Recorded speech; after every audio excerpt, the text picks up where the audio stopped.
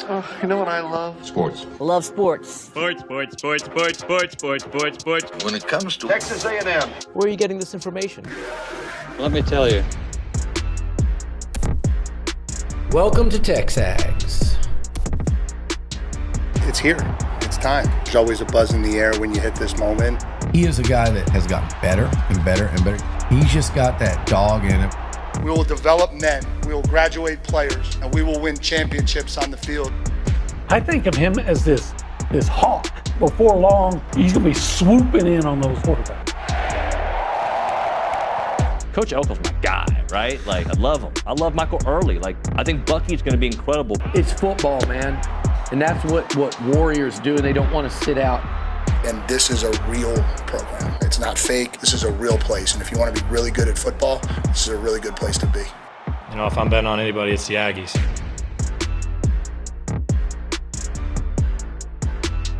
Why does it feel different? I'm going to read you this number, okay? Okay. I read this in Saturday Down South. We know this. We've lived it.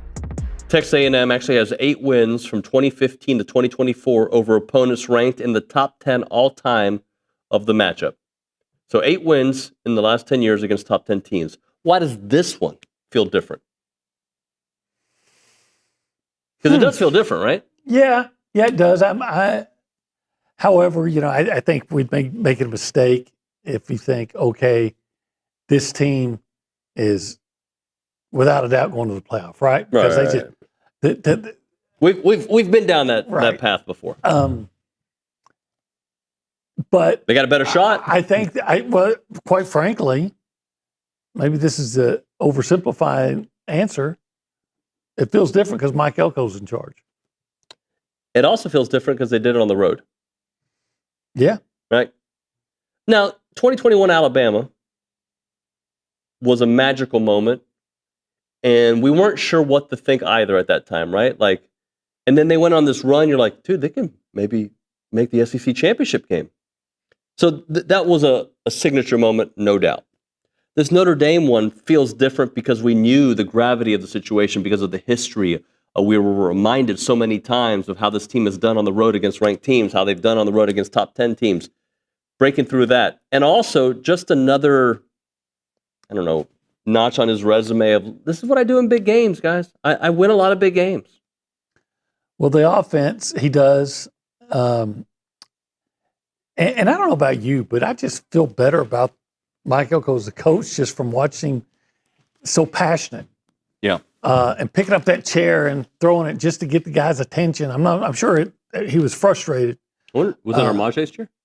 I don't know. I think it might have been a different one. Different chair. But and I'm saying just that, how hard he's coaching. Yeah. But you know what he said last year after they beat LSU, and they went on that losing streak. He said, and we've talked about this before, we did not handle the situation. That we didn't handle being, the hunted. Yeah. Being in the spotlight. Didn't handle it well. So let's see how they handle it. But I think they're better equipped to handle it. And they also took on, to be fair, a couple better teams than them after LSU. South Carolina was a better football team than A&M last year, as was Texas. Now, Auburn wasn't, USC wasn't, but the damage had been done.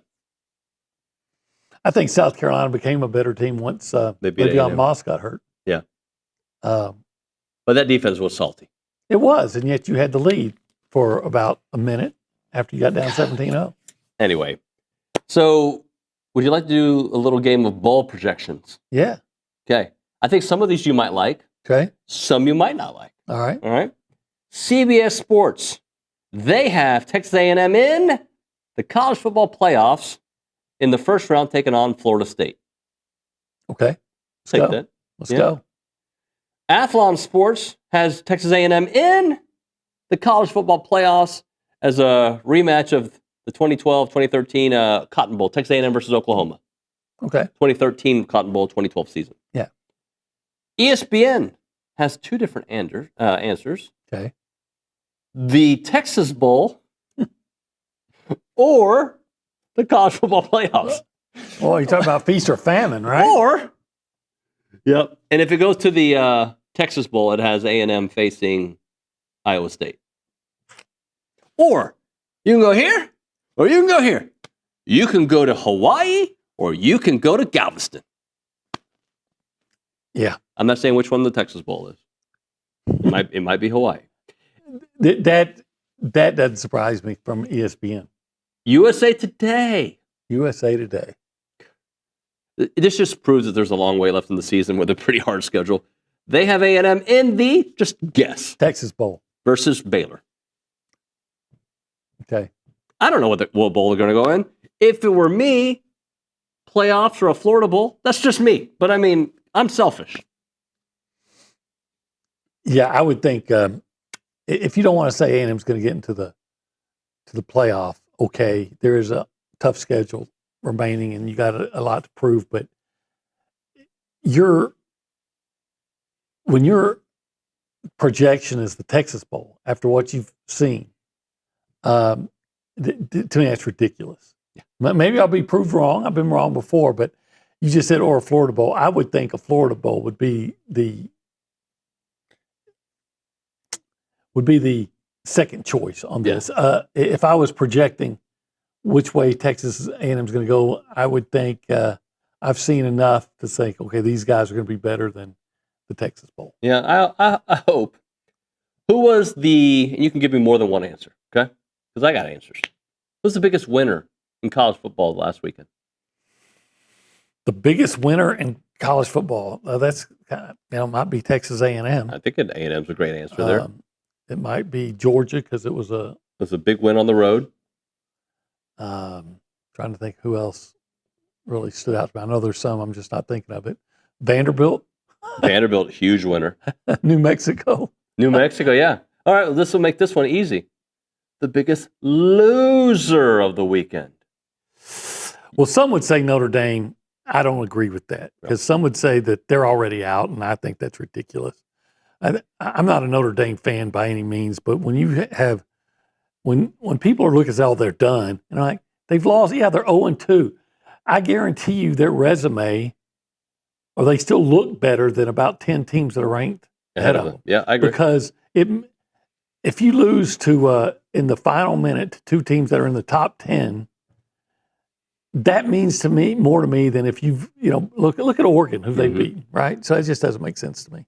All right, I'm going to give you. So who else? Biggest loser? UCLA.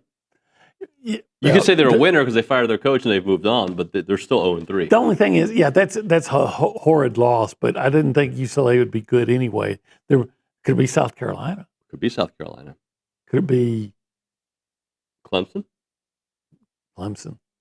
No, I don't think there's shame in losing to Georgia Tech. Georgia Tech looks to be pretty legit, but Clemson's at a point now where they have to win the ACC championship again to get in. Most surprising performance of the weekend? New Mexico. Yeah. Vandy. I think Vandy, that's not surprising that they won. The way they won. Yes, I know Lenore Sellers didn't play the second half. I get it. But that was a pretty dominant score. It was. And quite frankly, you step back and you think, what would South Carolina be without the big punt returns this year? Yep. Which game told you the most about a team going forward? Which game told me the most? I think Georgia Tech. They have proven to be a legit. Now, you may say, well, Clemson's not that good. I think Clemson is ACC good, and that says I think a lot of. Just Haynes King is a gamer, dude. Well, there's no doubt about that.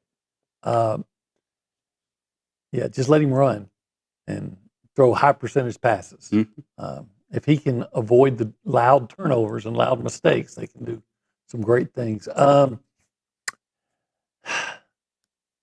That's a brain teaser. Well, I don't want to be provincial. He's coming back to me to A&M. Okay. I mean, we're just having a conversation. I mean, you go out and put up 41 points on the road against Notre Dame, and you can say, yes, Notre Dame's not as good as they were defensively last year. You're still going to, and still on the road at night against a team that felt like they had to, highly motivated. Let's say, they're not terrible. No. So, it might be A&M. You come back and say, hey, I've learned that explosive passing game's for real. It translates to most teams. Okay. I'm going to rapid fire through some of these. How worried should Clemson be? Very worried. How worried should Notre Dame be? Concerned, not worried. How worried should South Carolina be? Oh, panicking. Panicking. Okay. How worried? I know this one. Florida. Florida should be panicking. Mm-hmm. I think they've been panicking. Even more worried than South Carolina. How worried should Kansas State be?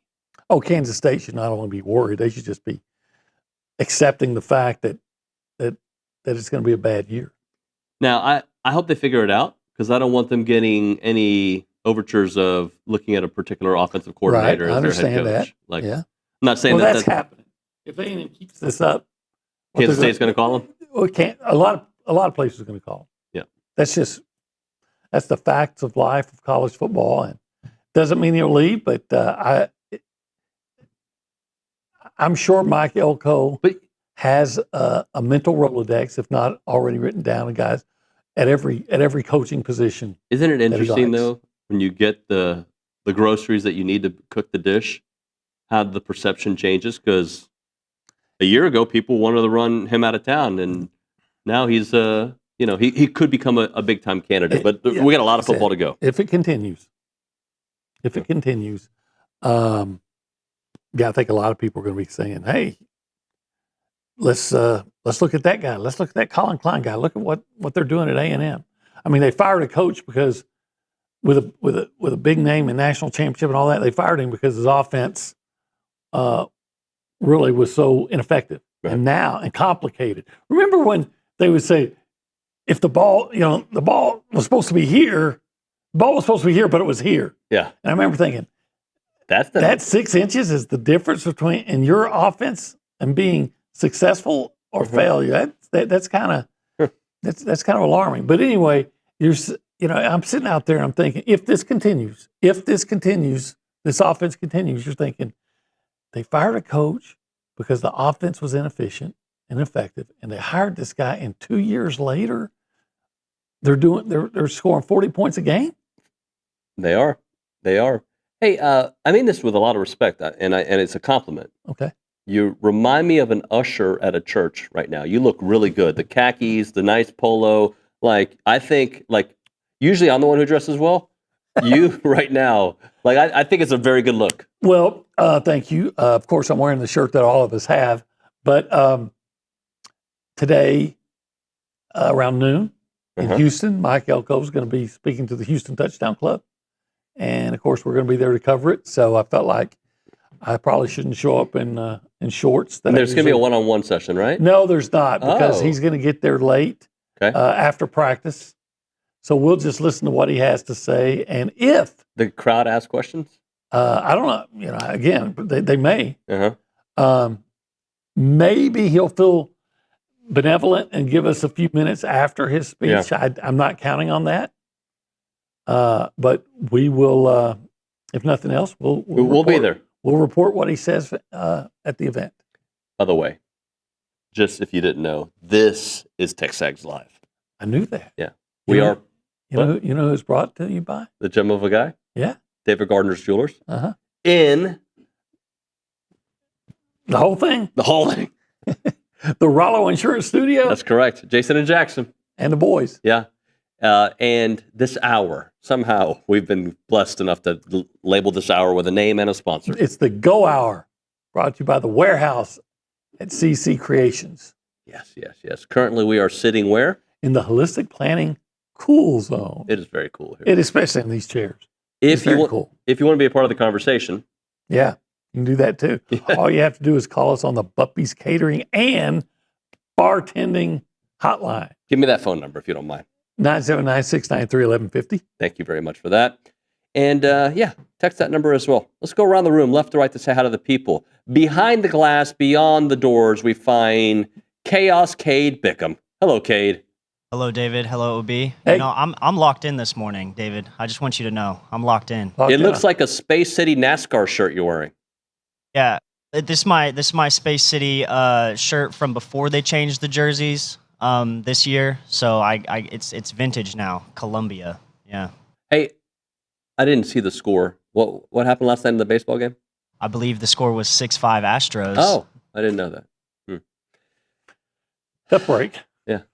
I looked at the score because I don't watch. Uh-huh. I looked at the score and it was 6-1. I said, okay, I'm not surprised. I went to bed or went to do something else. So I'm glad I didn't watch because then I would have gotten into it and they got within one. The Rangers scored 4, I think, in the 8th inning. Yeah. I didn't the Astros like to make it interesting. Yeah, they do. What do you have on your mind this morning? Well, you guys were talking biggest winners and losers from the weekend. I think my biggest winner, I think I would have to agree that it's A&M. We've talked a lot about this week, but A&M usually just don't win that game usually. That was what was so crazy is that play happened, and it's like, man, that never happens for A&M. It just felt like a big turning point. And then my biggest loser is UCLA because not only are they terrible in 0-3, but they also paid Nico Iamaleava a bunch of money to come play there. So I was never a believer. You weren't. Never. I'll give you that. Are you a believer in Joey Aguilar? Yeah, I'm starting to. Yeah. Yeah. It's a good story, man. I'm more of a believer in their defense, even though they just gave up a lot of points. I'm not a believer in their kicker. No. Marty Smith was telling us a story about he didn't even have a star when he was being recruited. Yeah. He was having to take a subway or some kind of he said the DART bus, an hour and a half each day to practice. Like that's like a He's movie. an easy guy to root for, that's for sure. Yeah. Hey, let's go to the Angry Elephant News and Social Center. Caden Schwartner making his debut on the program. Caden, what's up, buddy? Hey, David, how are you? I'm good, man. Thank you. Tell the people where you're from. So I'm from the Woodlands, Texas. Grew up in a family of Aggies, sports family, addicted to sports. Dad played football here in the 90s. So my mood has always been determined by the outcome of A&M athletic events. Your whole life? My whole life. Yeah. Studying data engineering here, and then I've always watched the show, and I wanted to be a part of it. So interestingly, we from time to time get these like really smart people that want to work in sports, so they're not that smart, are they? Maybe they're just. I'm sure they're still very smart. Just need a little more guidance. Yeah. Well, we're happy you're here, Caden, and let's kick it off with some news. Yeah, so more awards for football. After taking down his third top 10 team in 2 years, head coach Mike Elko received the Dodd Trophy for Coach of the Week, as well as the Bear Bryant National Coach of the Week award. Elko is 3-1 versus top 10 teams in his tenure at A&M, and most importantly, he is undefeated when he's thrown a chair in the middle of a football game. He's 1-0 in that. Yeah. Maybe that's our secondary mascot, the chair. The chair. I mean, you got Elko throwing chairs, you've got Armage breaking chairs. I'm going to be looking or waiting to hear George Strait's song "The Chair" when we come back. Oh, I bet we will have it. Just do me a favor. These chairs are brand new. Don't break them. I won't. I don't think I can pick it up. I agree. Caden, what else? So, talking about soccer, after dropping the SEC home opener against Georgia, the Aggies will look to bounce back this Thursday at 6:30 at Auburn, and then they will return home on Sunday, September 21st, to face number 9 Arkansas at 7 p.m. Good stuff. Thank you, Caden. Appreciate you. All right, Obie, let's hit a break. When we come back, we got a couple things I want to do. Games we want to watch. After that, we're going to go through your power rankings. Just get a feel for where you have teams in the SEC. Okay. All right. We can do that. Maybe next time. I can't think of a good cheesy segue to get into it, but maybe next time we have a meeting of the minds at 1775 as we kind of just debate, agree, disagree on where these teams go while we're eating a great meal. That sounds like a great idea. I think anytime you want to sit down and discuss things or argue or just build bridges, 1775 comes to mind because you can't, so much can get done, so much can get resolved over a good meal. And you can't get a better meal than who's ever angry when they're eating. That's what I'm saying. When you're having that succulent brisket, what, and that jalapeno cheese sausage, what, yeah, and those amazing pork ribs, what, and even that turkey, that juicy smoked turkey. Come again? That juicy smoked turkey, and of course the queso mac and cheese. Oh God, that is. I can't use the word I want to use. It's so great. You just sit there and you have that meal. Yeah, and you're talking about whatever's going on in the world, and the meal is great and everything. An explosion of greatness. And it's an explosion of greatness, yes, indeed. Call them up, 979-492-6241, 979-492-6241, or go to 1775txbbq.com. Yeah, it's good.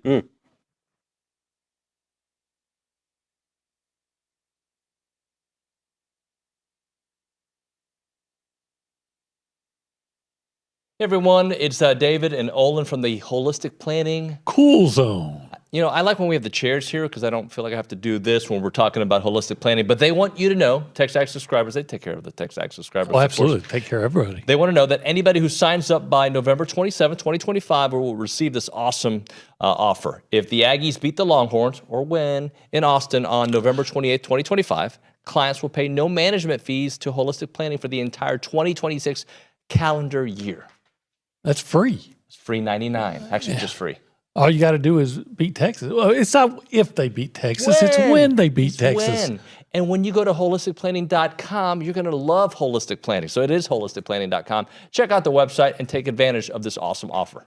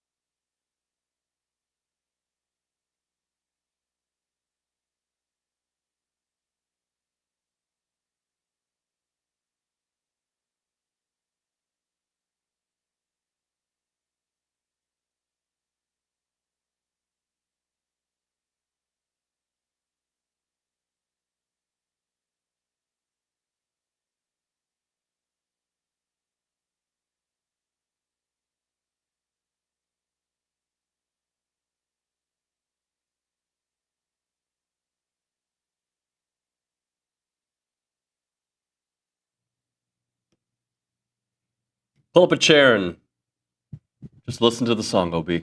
That's a good song. Yeah. You're working hard on something. What are you working on? I'm trying to get I'm putting down my power ranking. Okay. It's like you're doing your taxes there. I was just going to town. TexAgs Live, presented by David Gardner's Jewelers, Rollo Insurance Studio. The Go Hour, presented by The Warehouse at CC Creations. I'm just going to make a mention without making a mention. Okay. There's a gentleman on the chat that may never return to the chat. No, his macaroni fetish is an issue for me. Anyway, let's get into our games that we want to watch. Ob, I picked some games. I know you got some games. Where do you want to start with this one? Should we do the big one? I think the one that kind of involves A&M in the following week. Well, which one are you talking about? Oklahoma versus Auburn, because next week A&M will play Auburn. Jackson Arnold sweepstakes, looking for redemption in Norman to remind everyone that it wasn't his fault. I think that's really interesting. A big SEC game. That if my memory serves, that was a heck of a game last year. Did Oklahoma pull that one out last year when Michael Hawkins, I think his name was, had a? Oh, I think you're right about that. Yeah. Anyway, it was a great game last year. I think it'll be a really good one this year. Look, I'm sure Jackson Arnold playing much better for Auburn than he did for Oklahoma. I think Oklahoma. Look, Auburn does not have a very good defense yet. I mean, Baylor showed that. Yeah. And so I think Baylor's got a good offense, though. Yeah, but I think John Mateer is going to have a big day. I agree with you. So are you coming around on John Mateer yet? Yeah, after they beat Michigan and he played well against Michigan, I said okay. He's arrived. Yeah. But I just felt like he had to prove it first. How about Florida at number 4, Miami? Well, Florida last year, when things looked worse, looked the darkest, somehow turned it around and went on a roll. But I still remember them getting just absolutely punked by Miami last year. Miami looks like they're playing some really good ball. And Florida, the thing about Florida, though, they're still going to be in it because for all the things that are going bad, Florida is playing pretty good defense. And so if they can keep the game, if the defense can keep the game low scoring, then maybe Lagway won't throw so many interceptions. What they need to do offensively is focus more on their running game.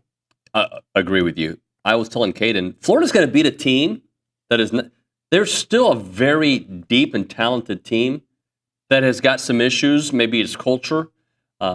Obviously, there's Billy Napier. I think his days have to be numbered, right? Because he's going to have at least 2 more losses on that schedule, if not in the next month, 2 more losses. Yeah, if they keep losing, then they have an open date coming up, and I would not be surprised if they made a move at the open date. Is that open date before or after A&M? I think it's before. Okay. I think it might be before they play Texas. Gotcha. So, but once again, they turned it around last year. They did. Can you make an argument for Miami being the number 1 team in the country right now? Yeah, sure. They're undefeated. They beat Notre Dame. They beat Notre Dame, and then they beat South Florida, which, it's a group of 5, but it's a group of 5 that have been playing really well. So, you can make that argument. I'd still go with probably Ohio State. Can you make that argument for Oregon? No, who's Oregon beat? Nobody. Northwestern, that's the best team you've played? Yeah, kind of wish we would have stopped by that game for a few minutes. I didn't even think about it. Yeah. Because we're in Chicago. All right, next game. Let's, do you care about Illinois and Indiana? Yeah. Illinois is trying to be this year's Indiana. And if they beat Indiana. They will be. They probably will be. They will, except they will have already done more than Indiana did. They will be a top 20 team. So I think Britt Bielema has done a heck of a job, obviously, at Illinois. He is a Big Ten coach. If he stays in the Big Ten for the rest of his life, he'll probably be fine. Yeah. Don't venture out to. Well, Arkansas's got an opening. Well, they might have an opening. They might. Oh, yeah. I think they've learned that lesson. So is Britt. Yeah. So is Bert. All right. How about Utah, number 16 Utah, at number 17 Texas Tech? That's going to be a good old Big 12 showdown. Yeah. The winner there definitely has an inside track for the Big 12 championship game. Texas Tech is averaging 58 points a game. And nobody has scored more than 10 on Utah. Yeah. Utah, Kyle Willingham's teams are always tough. I mean, physically, that's going to be an intriguing one. Do you care about USC and Michigan State? I mean, it's a Big Ten game, so conference game from that. Yeah, so from that regard, yeah. But I'm not buying USC yet. Okay. What Notre Dame needs to do this weekend is take care of business against Purdue, so I can feel better about the victory over Notre Dame. They take on Purdue. That's the game I'm interested in. Yeah, I think Notre Dame beat them almost like 70-0 last year. It was ridiculous. I think it'll be similar. Okay. And then how about number 23, Missouri versus South Carolina? Missouri goes on the road. Am I right about that? I believe it's South Carolina. Missouri, South Carolina. What do you think? It's in Missouri. Oh, it is? Okay. Apologies.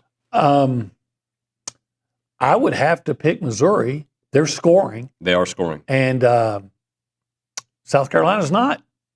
And I think you and I both talked about this all over the offseason, that just couldn't figure out why anyone would think South Carolina's defense is going to be as good as it was last year. What's alarming is their offense isn't close to what it was last year. I'm very rarely right, but going back to that conversation, I remember at SEC Media Days explaining my position was, I don't think the offense can be as good for multiple reasons. And a big reason is because I don't think the defense is going to be as good. When the defense is that dominant, like your offense is playing with house money. The defense isn't as good. Oh, and by the way, you lost Rocket Sanders, and I'm not buying your wide receiver group yet. I think Lenoris is great, but when they zone in on Lenoris Sellers and you don't have pieces around them that are as good, then I think you take a step back. I do think there's a certain amount of mystery still about Missouri, though, because their big win is Kansas, and they've beaten nobody else. But they've looked good in that process, because I think there are some teams that haven't looked good beating bad teams. Missouri has looked good beating bad teams. Yeah, you'd hope they would. So I still expect them to win, especially at home. And this will answer at least a little, provide a little more clarity, but not complete clarity. All right, let's do this. Let's hit a break. We'll come back with power rankings. Maybe we'll read Hollywood's thoughts on YouTube. Right now, when it comes to your money and peace of mind, it starts with the right team. And Aggie-owned Paragon Financial Advisors is an independent fiduciary firm serving clients across Texas. No commissions, no sales pitches, just trusted advice tailored to you. They've got 18 professionals, including over 9 CFPs, a CFA, and a CPA, and their expertise runs deep. At Paragon, credentials do matter, and so does your future. Visit paragon-adv.com or call them up 979-693-3907 to schedule your free consultation today. It is Paragon Financial Advisors, integrity, expertise, and trust.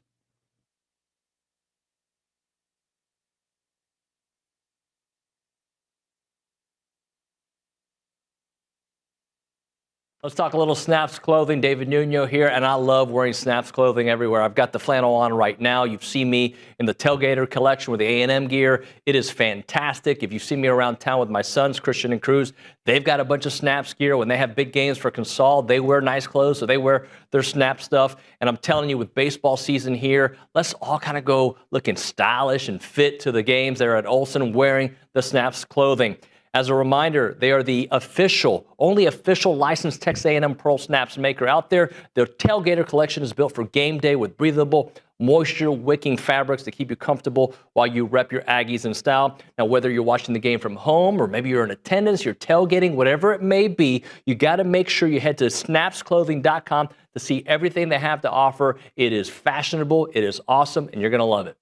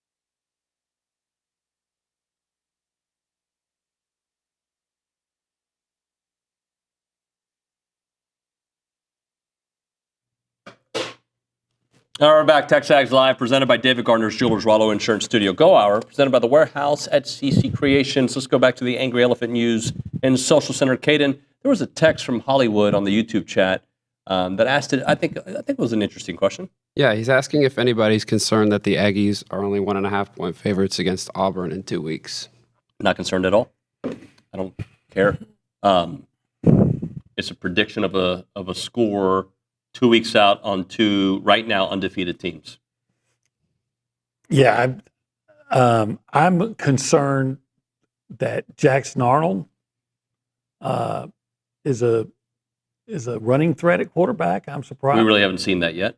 I'm concerned that they score a lot of points and that they'll typically Auburn use trick plays and A&M seems to always fall for the trick plays. Notre Dame had one or two on us. I'm concerned about that, but not at all about whatever the line is. I still think A&M's a better football team than Auburn. I agree, and you get them at home. Yep, should matter for something. All right, let's go through your power rankings, shall we? All right. Look, I'm basically I do this by saying who do I think would win games. That's how I'm going to separate. So, but the number one team I'm going to put on there is Georgia. They got a huge big conference win over Tennessee. The number two team on my list, or would you rather me go bottom to top or top to bottom? I think we're going fine. Okay. Number two team on my list is Texas A&M. Okay, I was hoping. Win over Notre Dame. The number three team on my list is LSU. Okay. They've got two high-profile wins. You just don't know how good they are, to be honest. Because Clemson, they've beaten Florida. Those are good wins, but both of you say, yeah, but how good? Okay. What if somebody from Baton Rouge says, okay, OB, I hear you, but we don't know how good Notre Dame is?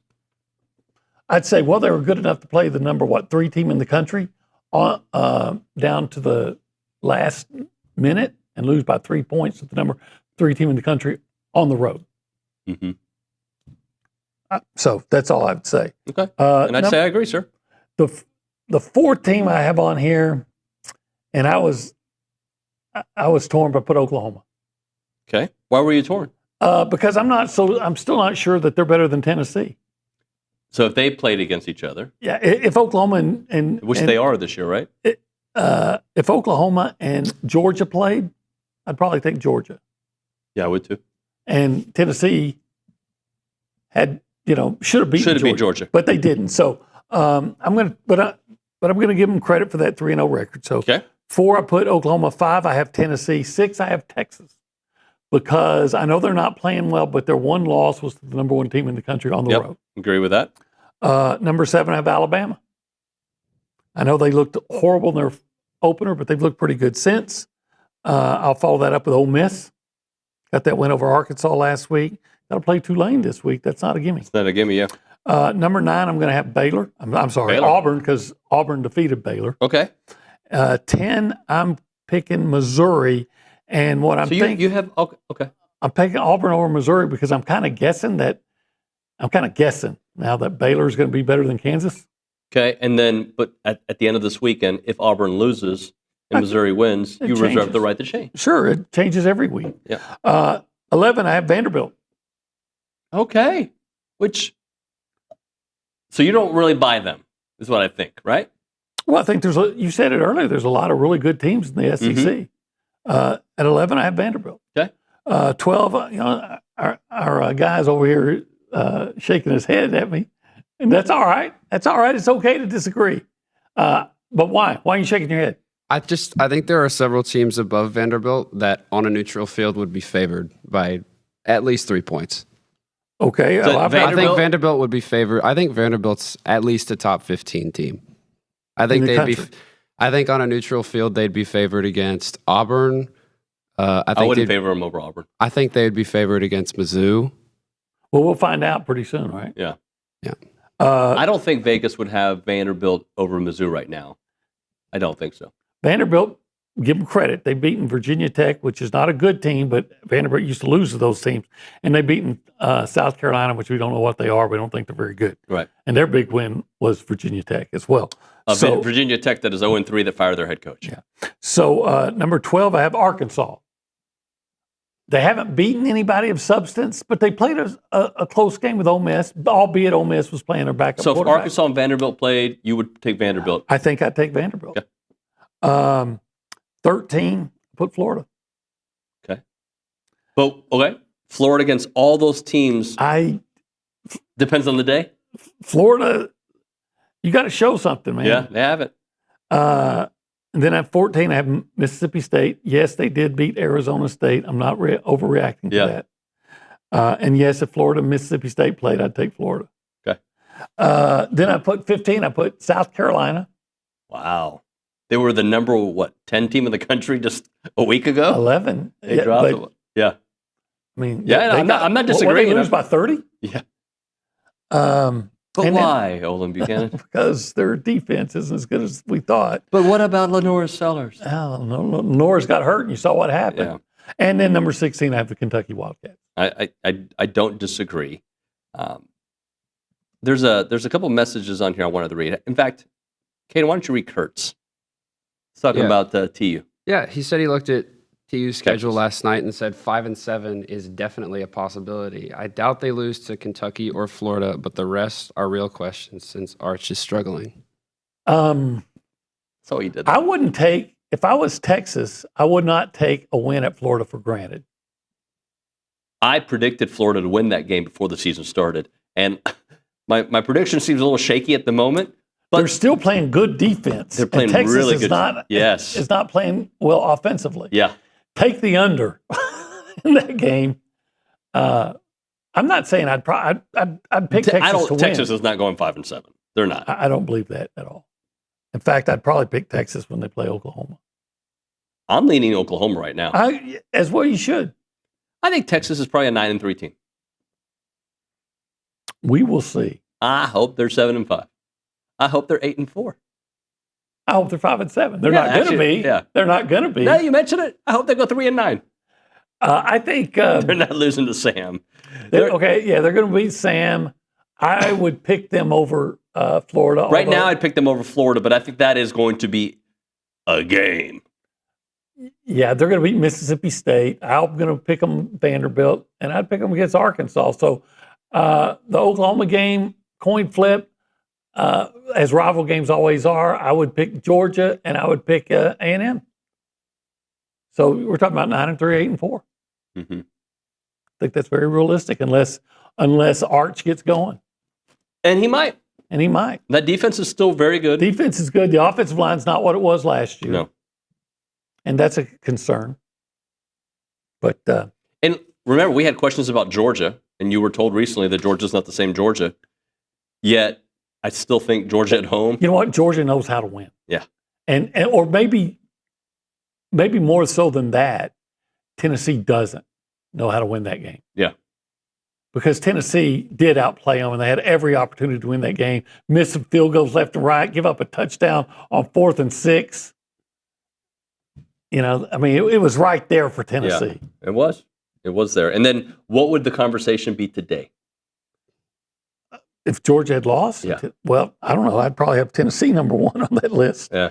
And so Tennessee was what? People will be saying, 6? you know, people will be going, oh, gosh, Georgia struggled with Austin P and then lost to Tennessee. Is it over? Yeah. We like to jump to conclusions. Let's hit a break here. Obi, you're not wearing one right now, but I know you like wearing duck camp. I do. Yeah. What is your favorite of your duck camp collection?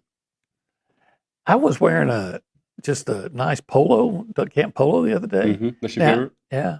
Now, if I was jacked like David, of course, I would just go for the duck camp T-shirts. You know. Yeah, I'm more of the hoodie, the tight fitting hoodie. Yeah. I had a duck camp hoodie on Sunday, coming back from Chicago. That's right, you did. Yeah, have and one. it was nice. It was nice. Man, there's so many. I like their hats. Big fan of the hats. The hats are awesome. I got the salmon fishing one. It's really nice. The one that McGee wears sometimes. Mm-hmm. I had to do it. You know, I appreciate that I have 2 because my son went and confiscated one I had before. And so now I have 2 of my own, and I'm not giving them up. Whether you're gearing up for the hunt, which I know you're a big hunter, fishing trip, you love the fish, or just trying to survive September in College Station, which I know you are trying to do. I am. Duck I don't camp. want to die yet. So they got you covered. Check out duckcamp.com. Built for the outdoors, designed for everything else.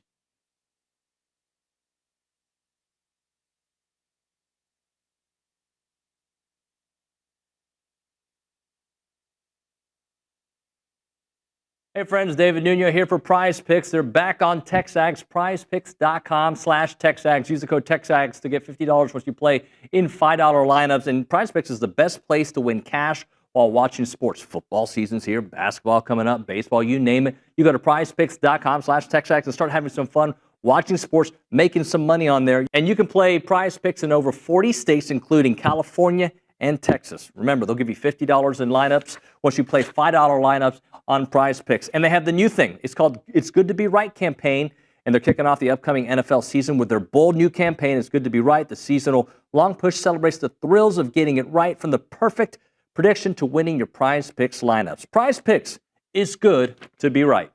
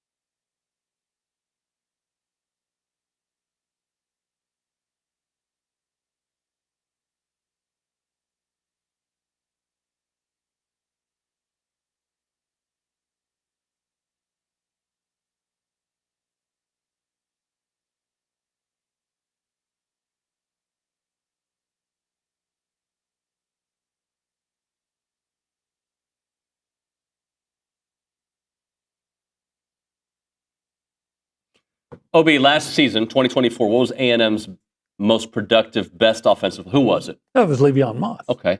In 2025, what is A&M's most effective way to score points?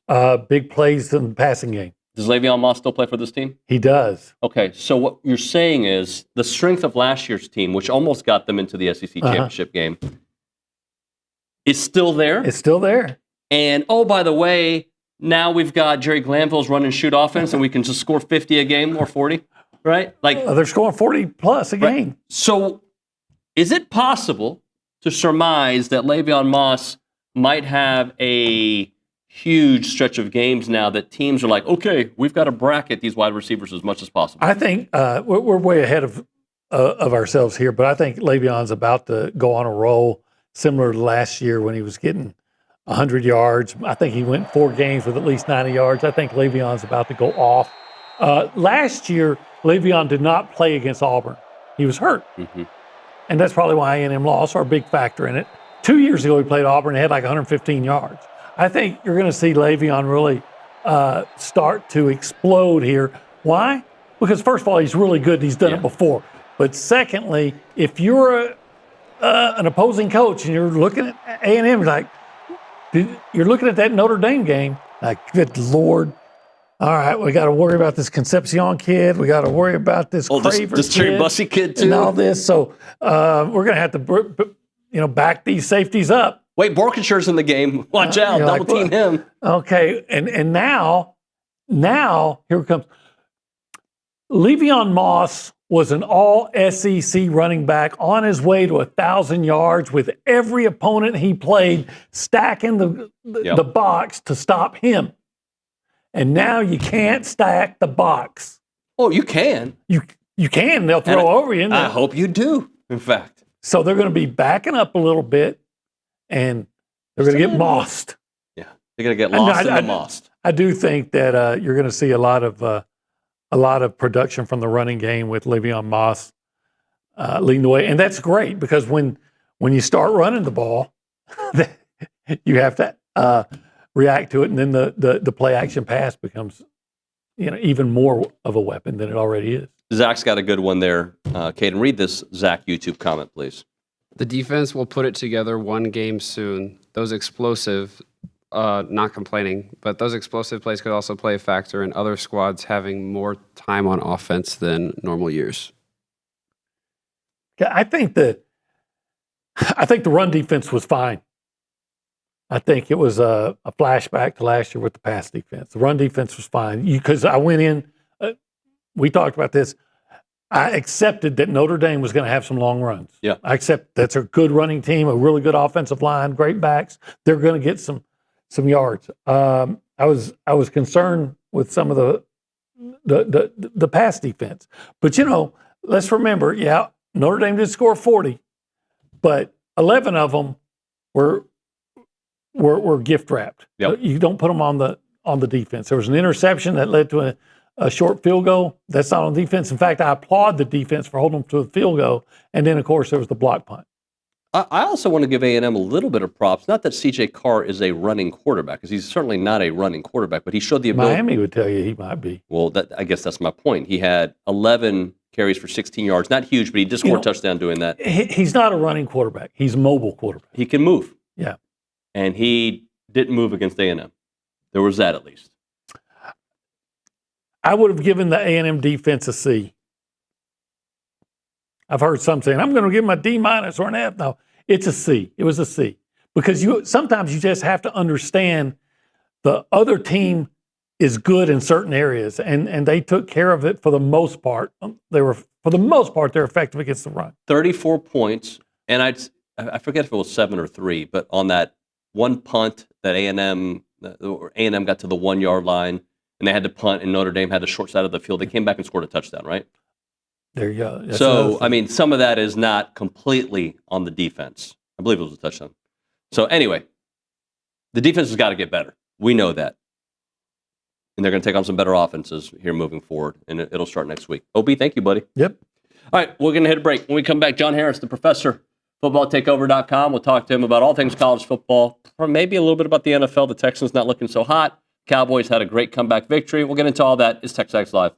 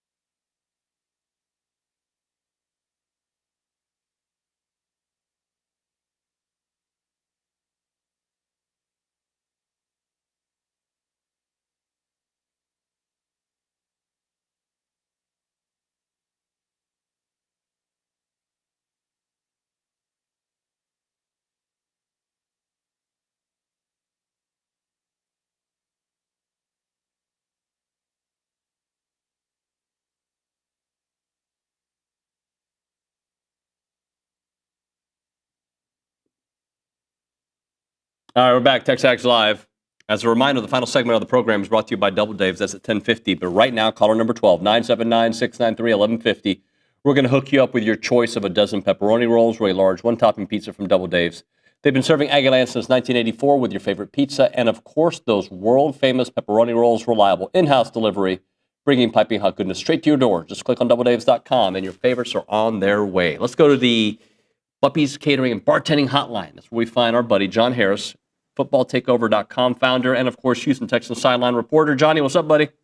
How you doing, David? I'm well, man. So just tell me what you saw Saturday night. What were you impressed with? What do you want to see the Ags improve on?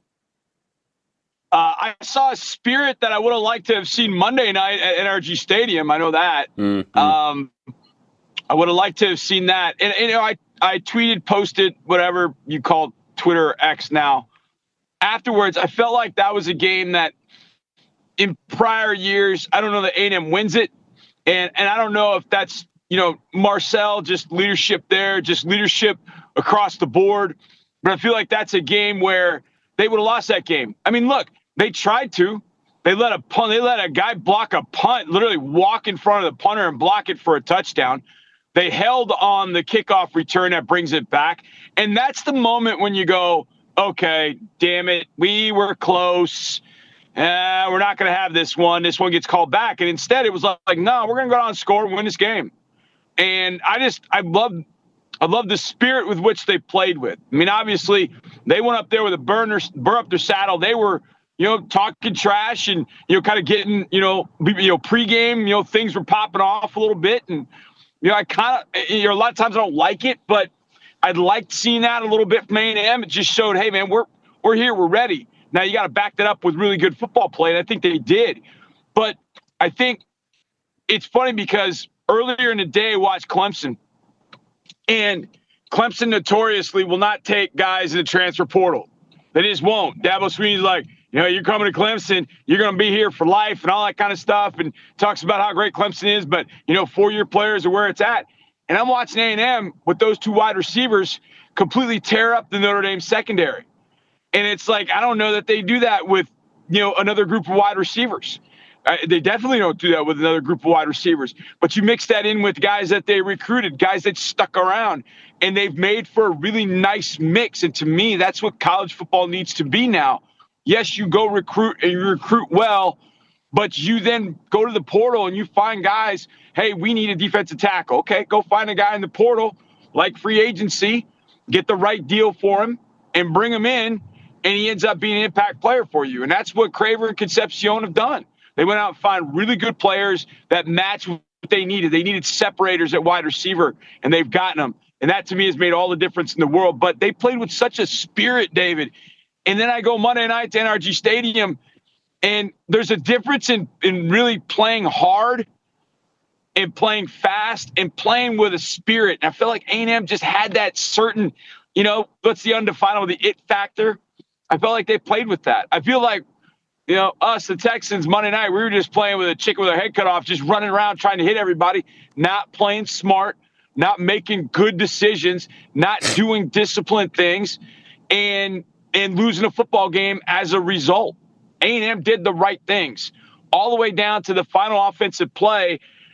When you go one-on-one against one of the best linebackers in the country with your tight end, who I don't think had a target all night long, for a 4th and goal play from the 10 or the 11. I mean, that's guts. That's guts, and that to me is spirit. And I think that's what A&M to me showed on Saturday night. So, Johnny, what can that win signify moving forward? It's a step in the process, and there's a long way to go. But as I opened the show up today, I feel like that win felt different. We'll see here in a few weeks how different that win feels, but it just feels like, all right, guys, we are here. It's for real. Yeah, I think it can mean a lot, actually.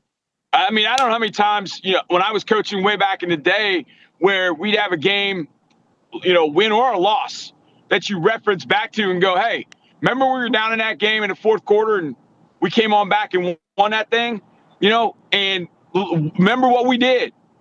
And you can reference back to that. It's funny because I've sat down with Mark Vandermeer and we talk about everything. And I always talk about, how I feel about the Texans, how I feel about the team. And I always want to say, well, when we won that championship 10 years ago, we had A, B, C, D. But we haven't had that. So we don't know what that feels like. I think for A&M, they were able to reach back and find this win. Now going forward, I think they can reach back and say, hey, remember Notre Dame? We were down, but we weren't out. We are not out. We got enough weapons. We got enough strength offensively. We've got enough guys defensively. Now, I know there are probably some guys banged up after that one on both sides, probably that you maybe not even know about that got banged up because that was a pretty physical game in all respects. So, you might have that, but you can reference back to this and say, look what we did. And I think when you have a quarterback that, look, numbers, like 17 of 37, those numbers don't look tremendous from that perspective. But of those 17 that Marcel completed, man, how clutch were those throws, big throws, timely throws. And obviously the last one where he puts it up for his big fella to go get it, it boxed out the linebacker and, he kind of double clutched it. And when he brought it back down, I was like, oh no, there's nobody going to be open because when you clutch it, especially down in the low red zone, oh my God, there's not enough time. But it ended up being kind of a quick regather and then throw it, and then he throws a dime in the end zone. But to me, when you have a quarterback that shows what he did, think about college football this weekend. How much trust do you think the Florida players right now have in DJ Lagway? Not a whole heck of a lot.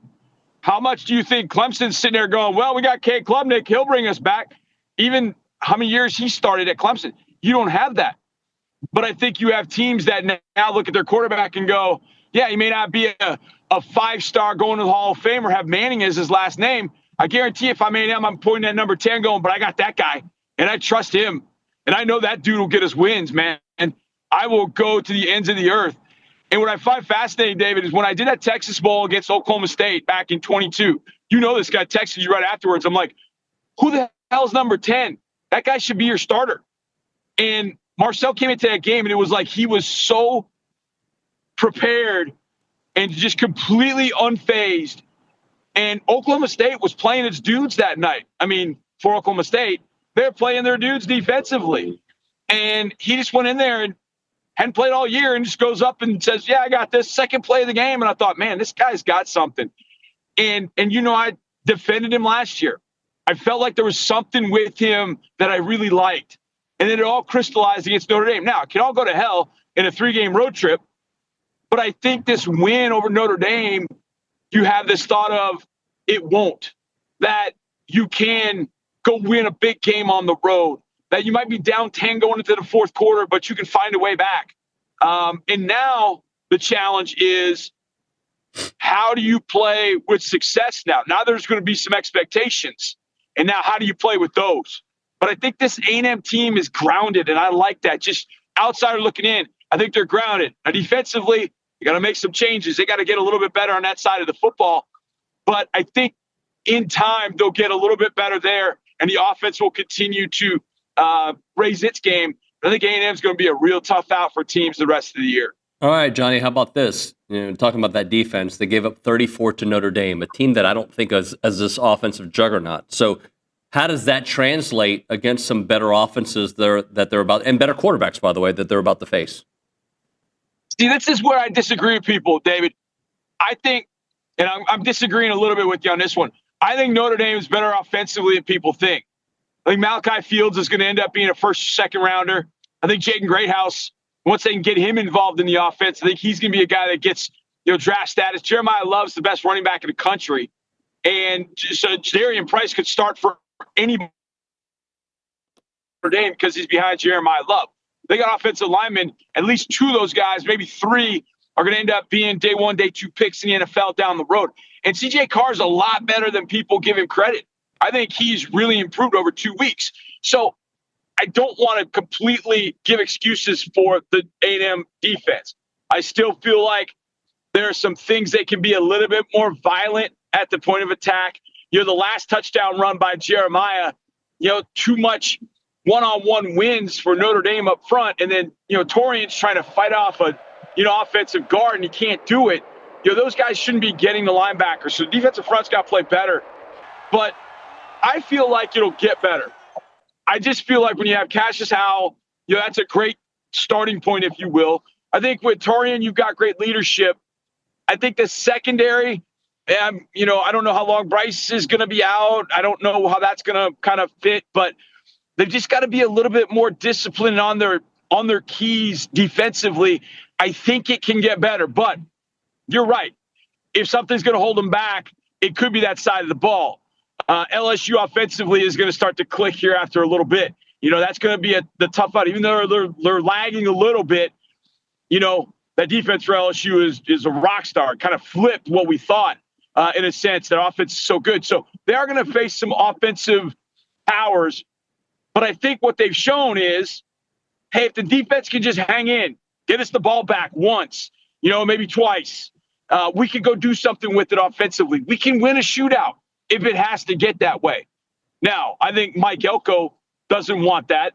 He doesn't want his team winning shootouts, but I think what they realize is, hey, we can do it, but I think they just have to be more sound defensively. They've got to tackle a little bit better, and that story is in Houston too. Our tackling has been atrocious, and it killed us the other night. It's amazing how the one thing you learn when you start playing tackle football is to tackle, and it's the first thing you learn as a football player, and every player seems to forget all those techniques the higher level they go. If you go back to the fundamentals and become better tacklers, you end up having a really solid defense. And I think A&M can get there. I don't know, again, the health, where that stands, but I do feel like the defense can get better. But I do know, I have evidence now, we can win a shootout, and that's pretty important.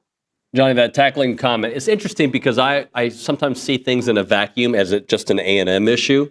And everybody I talk to, NFL guys, college football guys, they all say the same thing, like, man, our team can't tackle. So it's not just an A&M thing. It's a football thing, the way they, and by the way, it's for safety reasons. I understand why they don't do it in fall camp and in preseason. But, like, tackling used to be what you do, and now you barely do it.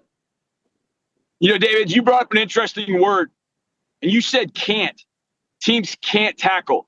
A lot of times players won't tackle. And what I mean by that is we had a big play the other night, and I've seen this a million times, and I throw my remote at the television all the time. The Bucs threw the ball to Bucky Irving, and Bucky is out in space. He's going to make the first guy miss. So he made Azeez Al-Shire miss, which that's going to happen. But once he got to about the 35-yard line, he got hit by a couple of our defensive backs, and Henry To'oTo'o, who is undoubtedly one of our better players, runs in and throws a shoulder into him instead of wrapping him up and bring him down at the 30-yard line or 35-yard line. Instead, he hits him with his shoulder, doesn't wrap up, doesn't choose to wrap up, and Irving goes another 10, 15 yards. It's a killer, David. It was an absolute killer. And to me, it's the desire of players. They're out in space and they want to make a big hit. They want to have this, watch this. This is going viral. I'm going to knock this guy out. You go hit Jeremiah Love. He spins. He's going to keep going. You hit any of the backs from LSU. They're going to spin and keep going.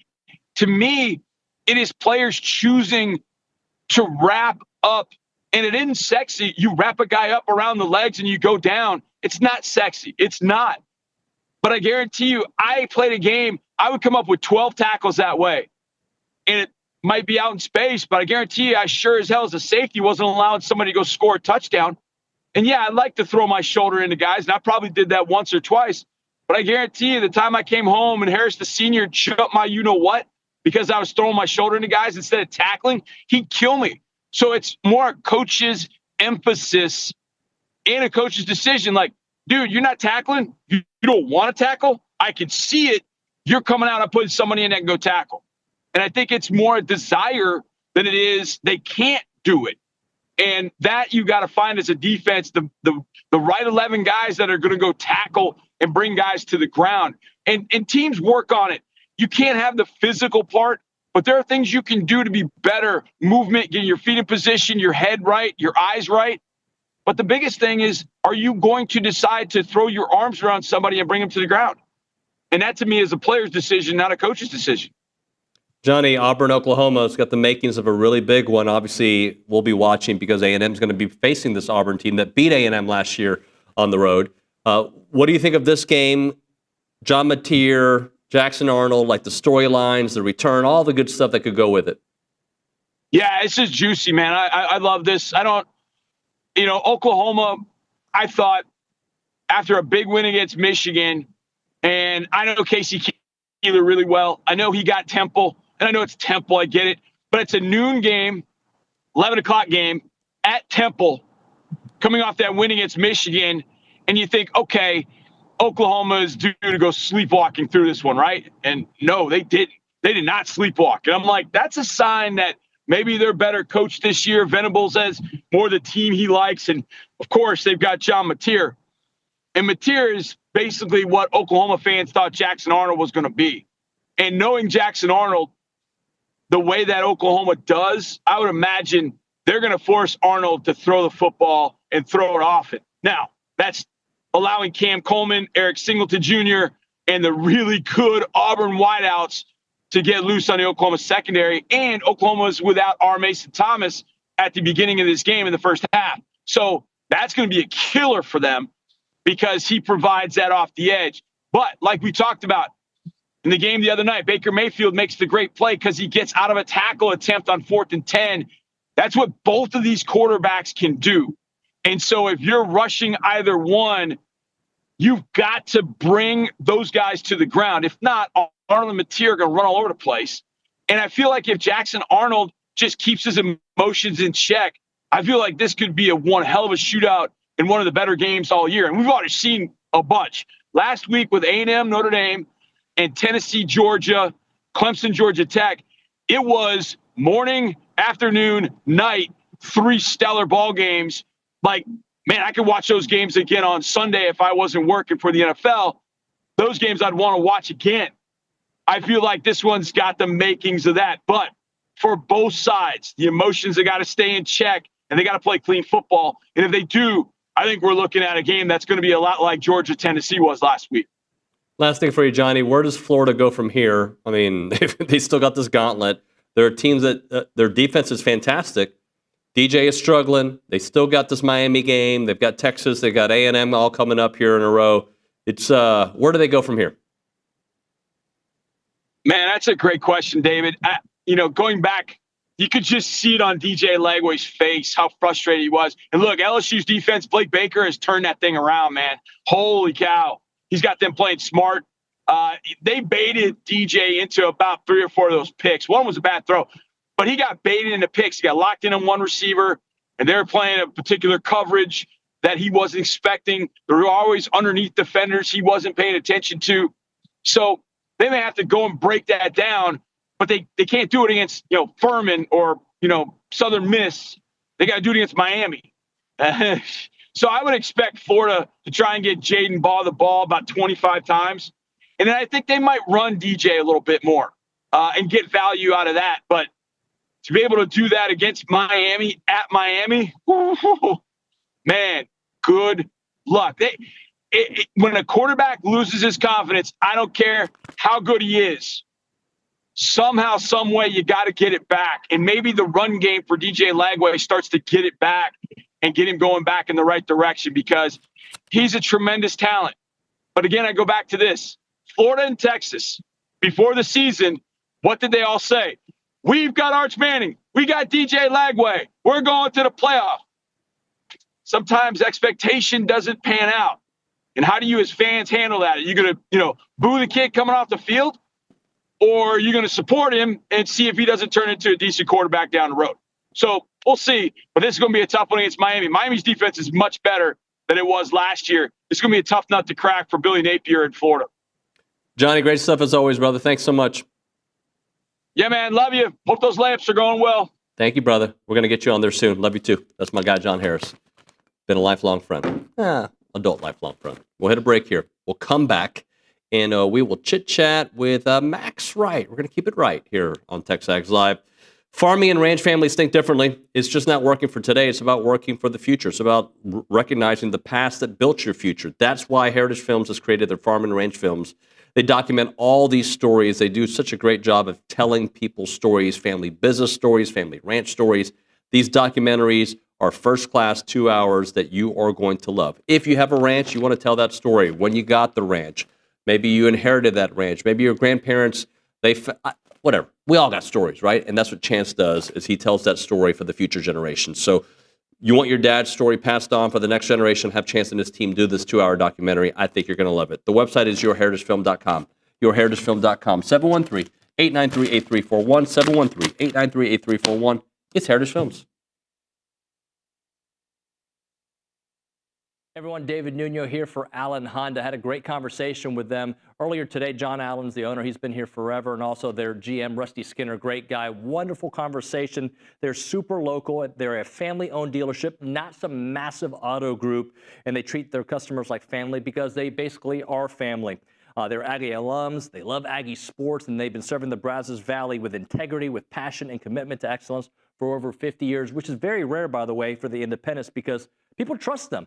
And that's why they've been doing it for such a long time. Whether you're looking to buy, lease, or service your vehicle, you can count on them for transparent, no pressure experience that puts your needs first. And I can attest to it. Had a great conversation about my own situation with them. Their knowledgeable sales team will help you find the perfect Honda to fit your lifestyle, from fuel-efficient sedans to versatile SUVs. Leasing options are flexible and affordable, making it easy to drive the latest models with confidence. And when it comes to service, their certified technicians only use genuine Honda parts to keep your vehicle running at its best, whether it's routine maintenance for major repairs or whatever it may be. And we know that trust isn't given, it is earned, and that's why generations of local drivers right here in the Brazos Valley and Bryan College Station keep coming back to Allen Honda. As part of the community with Aggie spirit in their hearts, they are here to make everyone's visit wonderful. So visit their showroom or their service lane and find friendly, efficient, and memorable situations when you go to Allen Honda. Come see why so many College Station and Bryan drivers choose Allen Honda for their automotive needs, and remember, gig 'em.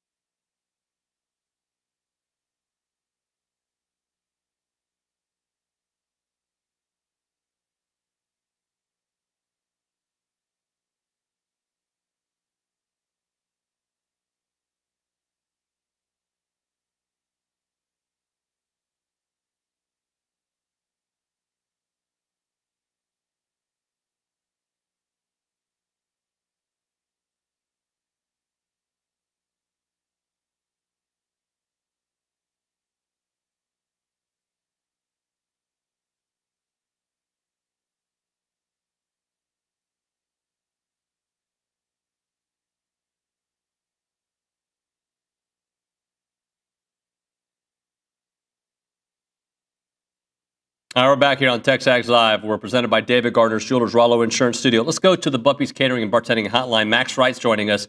Max, people got long opinions after that Aggie win, so I'm sorry I'm a little late. What's up, buddy? Man, you're good. I figured, man. I figured everyone's probably fired up. All right, so it's a good week. It is a great week, man. And I'm getting former players' perspectives of how they took in the game. Where did you watch it? Who were you with? What was your reaction like? Man, I was actually with Sam Matthews, former 12th man. Yeah. We were at Moonshine Deck in the Heights. The Houston Howdy Club had an event there. So, man, it was awesome. It felt like I was back in College Station again, back at Chimmy's watching a game or something like that.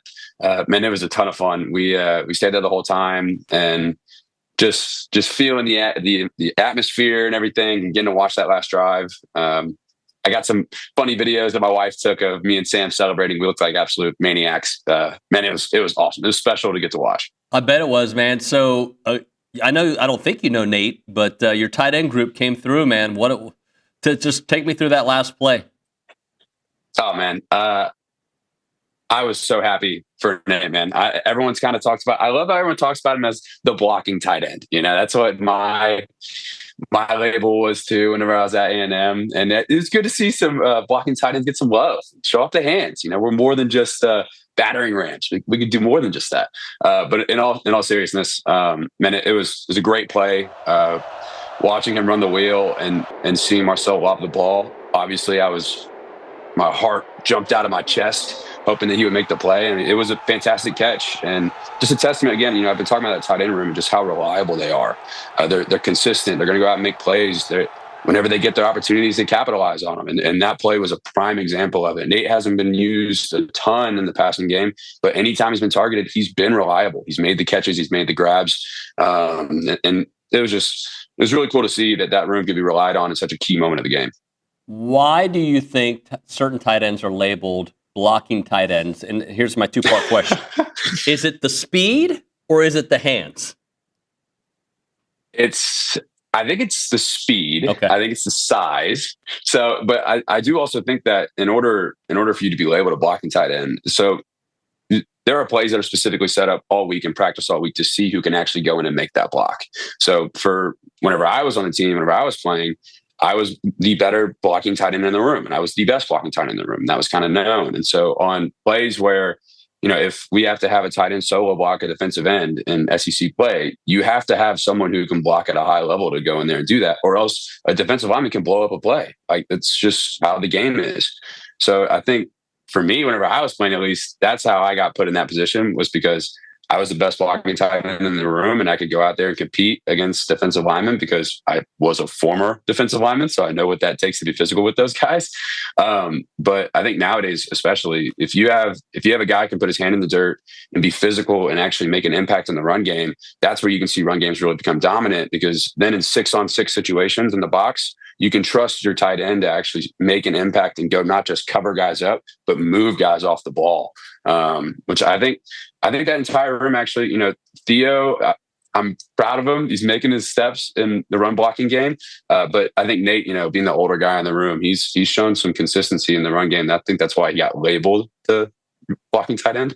But man, that catch obviously showed that he's got some more in the bag than people think. So I want to kind of go back to something he said. He lost the ball in the lights and didn't really see it coming until the last second. You've played football at a high level. You've looked in the lights. Can you kind of help us understand? We've all played out with the sun. Oh, I can't see it. You make it it's different, right? Those lights is like a blinding light, right? Yeah, I mean, okay. So for those who don't know, every single stadium has a pretty similar light structure, but the height of them is different, if that makes sense. So I've never played in Notre Dame, and I don't know what that stadium looks like. But if you get a ball that's thrown perfectly into those lights and the angle's coming down and you're looking right up at them, it really is like somebody has a spotlight behind that ball and you can't see it very well. It's a big reason why a lot of times you'll see guys, if they just drop a ball and you don't understand what happened, it's probably because there was something going on with the lights. Like Dallas Cowboys Stadium is notorious for having backlight for that big open glass area where if the sun's shining through, you can't see it. It's hard to see the ball. So it's a pretty unique situation whenever it happens, because you don't hear about it a lot. And, baseball, you hear about baseball is getting lost in the light, but you don't hear about that in football as much.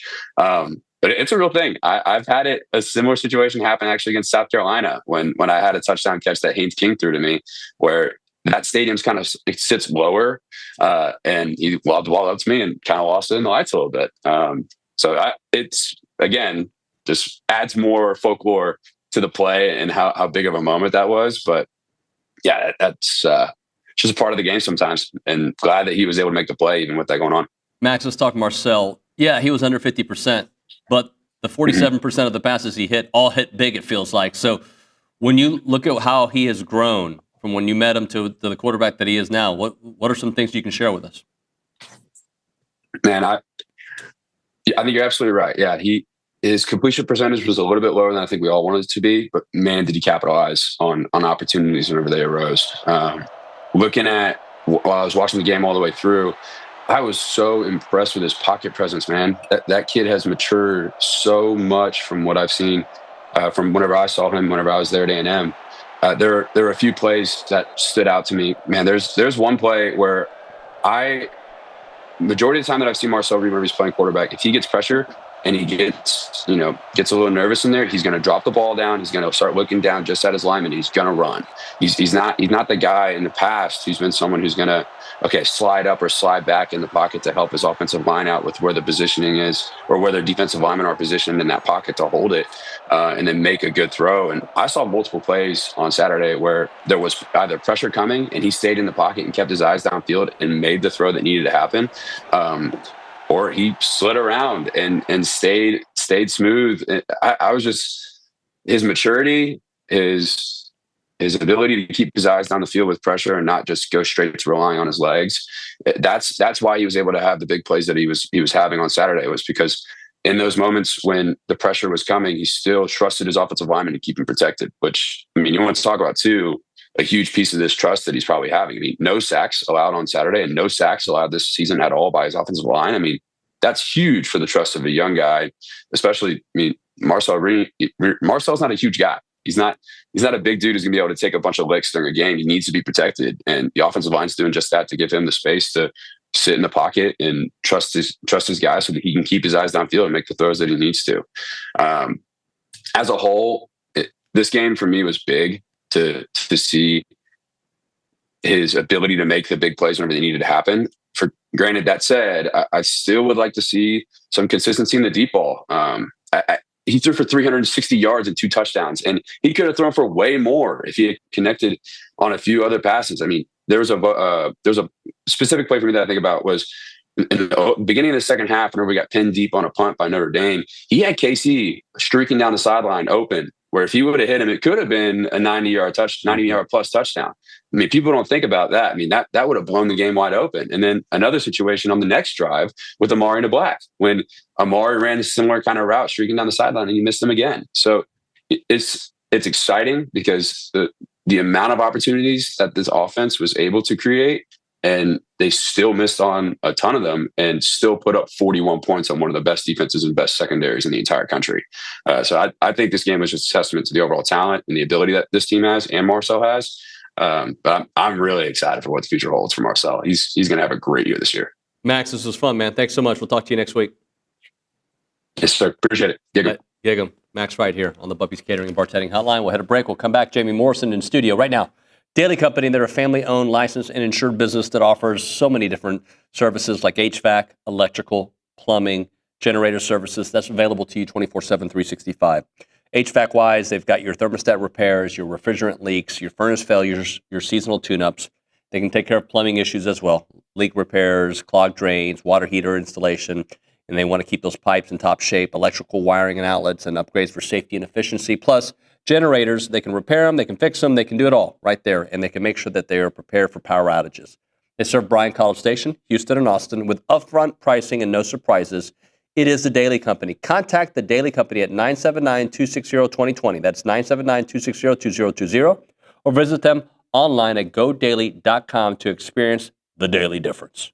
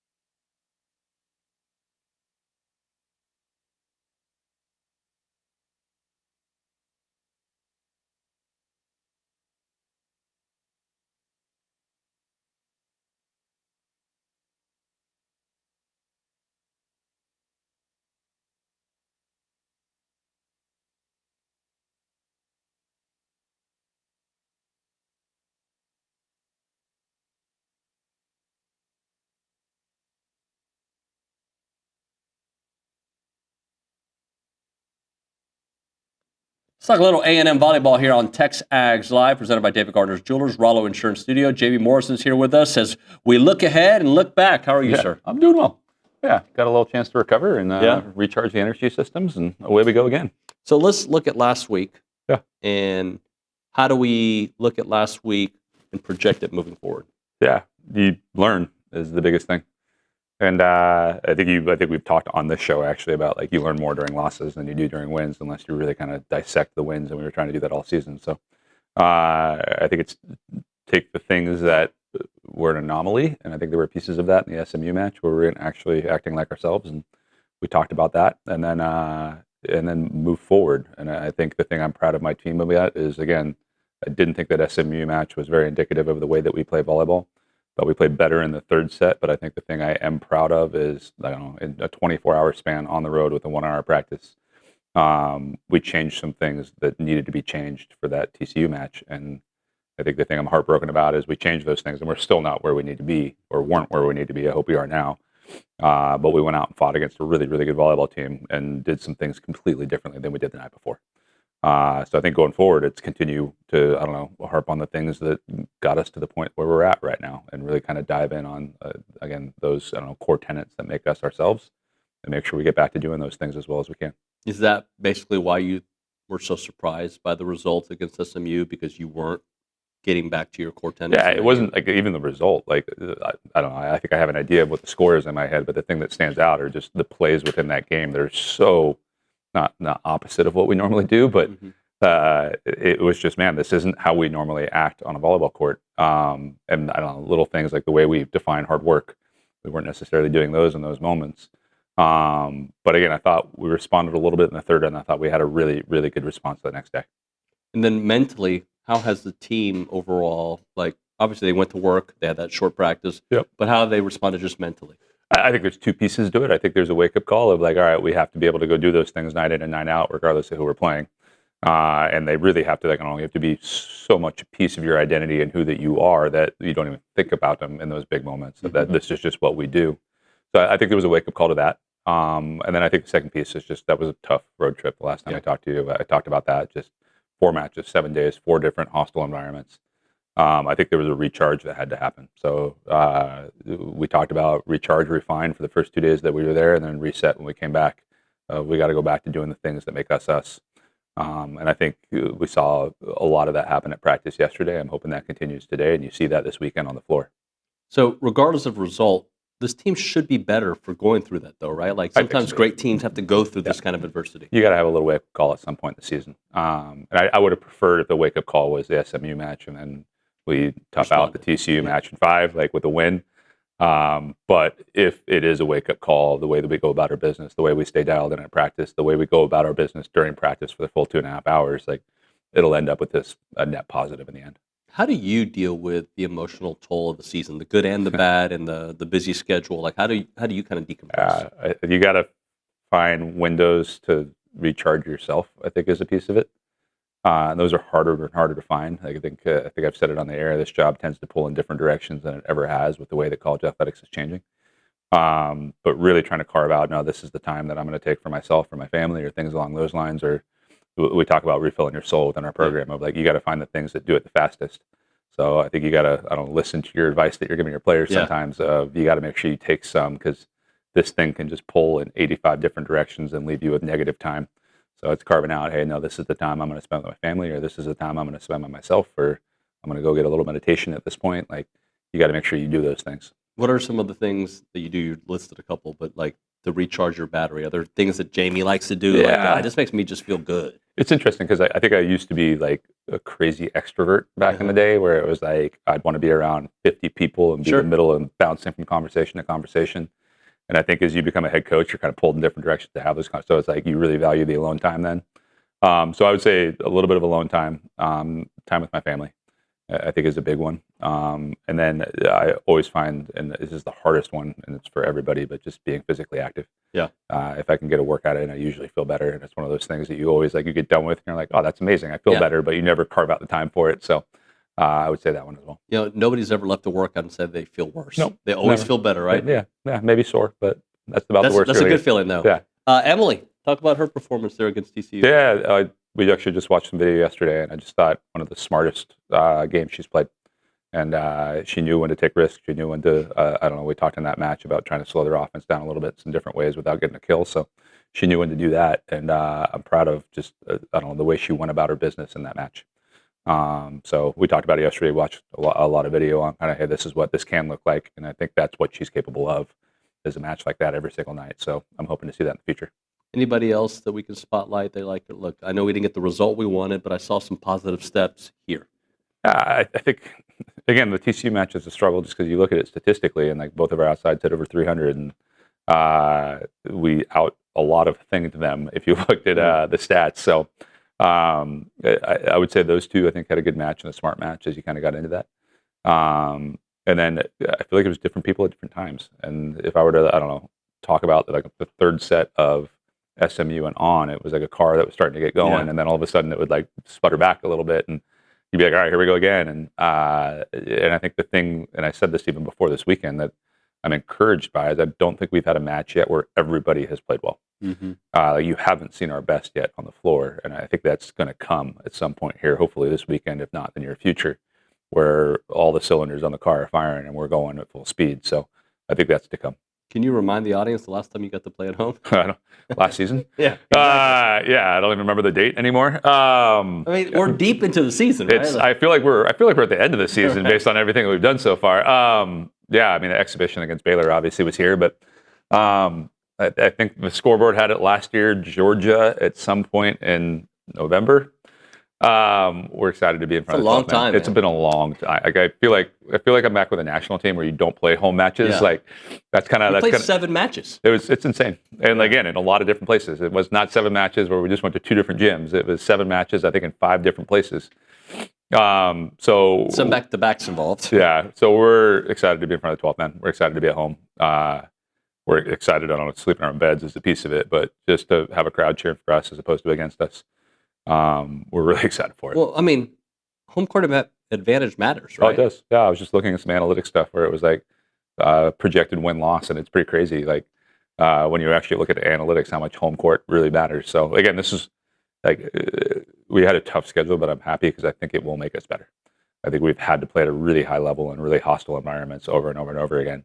And I think we're used to that now. And I almost feel like it's like the pressure might get let off this weekend being at home with people cheering for us. And hopefully, again, that gets all cylinders firing, and then we're moving along into conference play next week. So, hoping for that. What does this week look like? Again, an opportunity for people to come watch you play at home, finally. Yeah, Thursday, Friday, Saturday. Thursday, Friday at 6 o'clock. I think Saturday at 3 o'clock. I looked that up before this, so I should remember it, but I think that's correct. And yeah, like finally an opportunity to not watch us on TV and come watch us in person. So I just encourage people to come out. Like, one, I think we're a really exciting thing to watch. 2, we really appreciate the support that we get from the 12th man every time we step out there. So, and then I think, if I remember correctly, it's the last opportunity to buy season tickets too. So we kick into SEC play with a really tough match against Missouri the following Wednesday also. So last opportunity to buy those as we're getting into the season here. Well, I thank you for everything you've done for the volleyball community, and we know a big week's coming, and now my daughter's joined that community, so it's awesome. You're bringing along one person at a time. Thank you, Jamie. Appreciate it. Thanks. Appreciate you. We'll hit a break here. We'll come back with Around Aggieland and Kaylee Dreyer next on TexAgs Live.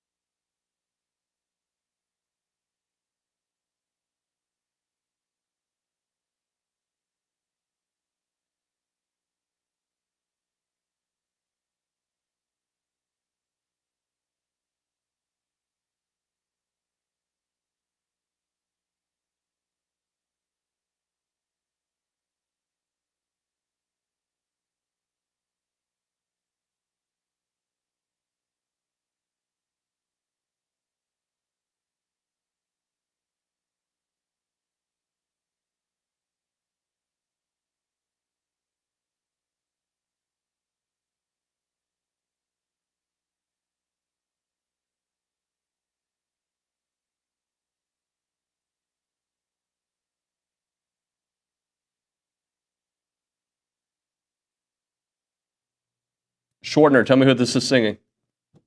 A man. Yeah. Hootie and the Blowfish. That's what I meant. Yeah. Yeah. Darius Rucker, familiar with his work? Oh, yeah. You have no idea who I'm talking about. Kaylee Dreyer, Texans fan. Good week for you. Hey, let's... bad week. I know. I'm kidding.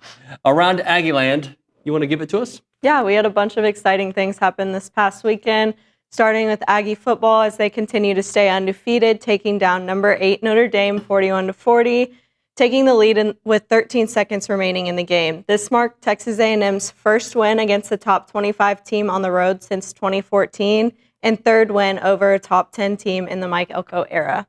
The Aggie offense recorded 488 yards, averaging 7.1 yards per play. Marcel finished with 360 yards, completing 17 of 37 passes and 2 touchdowns, while adding 7 rushes for 37 yards. Le'Veon Moss scored 3 of the Aggies' touchdowns, all in the second quarter, and finished with 81 rushing yards.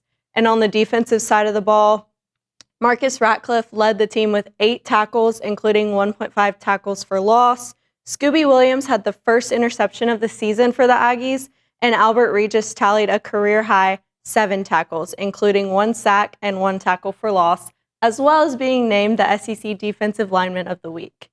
And then continuing on with these accolades for football, Texas A&M wide receiver Mario Craver was named the AP National Player of the Week. He had 207 yards on 7 catches and 173 yards by halftime, which was the most by an Aggie in a half since Mike Evans in 2013. Mario is the first Aggie in program history to earn this Player of the Week accolade, and he now leads the nation with 443 receiving yards. Lastly, Texas A&M head football coach Mike Elko received the Bear Bryant and Dodd Trophy National Coach of the Week award. We look forward to seeing Aggie football continue their win streak, hosting Auburn next Saturday, September 27th, kicking off at 2:30 p.m. And then moving on to cross country, both the men and women's cross country teams remain undefeated, as well as they took both team titles at the 12th annual Texas A&M Invitational. Cooper Cawthra took the men's 8K individual crown, and Sophia Bindet placed third, which made her the top finishing Aggie in the women's race. Great stuff there, Kaylee. Appreciate you. Let's Thank get you. a quick text or two. Premium chat or text or YouTube. You choose. Shorter. I like this last text talking about there's going to be a game or two where Moss and the tailback room are going to have to win a game for us. So which couple of games do you think that could be and why? Cade, pull up the schedule. I mean, it's so hard to. But if they're going to beat LSU on the road at Baton Rouge, I think it's going to take that balanced attack. But then in the fourth quarter, Le'Veon going to town. If they're going to go on the road and win somewhere they haven't won in 30 years, where else? At Missouri, own the clock in the fourth quarter again. I think it's going to be a road game because I think running does travel, and I think those are 2 places. Now, LSU's defense is significantly better, but I don't believe they faced a back like Le'Veon Moss. So I think that those are the 2 that I would consider. All right, Rollo Insurance Group builds lasting relationships through education, helping you understand what you're buying and the why behind it. They've got expertise in just about everything from home to auto to business to specialty coverage, and their agents provide tailored options specific to your needs. Take the time to explain everything in plain language, ensuring that you're never left wondering about your coverage. Their educational approach empowers you to make informed decisions in protecting your family, your home, and your business. And many of their clients discover some better options and at competitive rates simply because they finally understand those options. Experience the difference at Rollo Insurance. Their headquarters is on Highway 6 right here in College Station. Visit them online, rolloinsurance.com/TexAgs, rolloinsurance.com/TexAgs, 888-44-ROLLO. It is Rollo Insurance.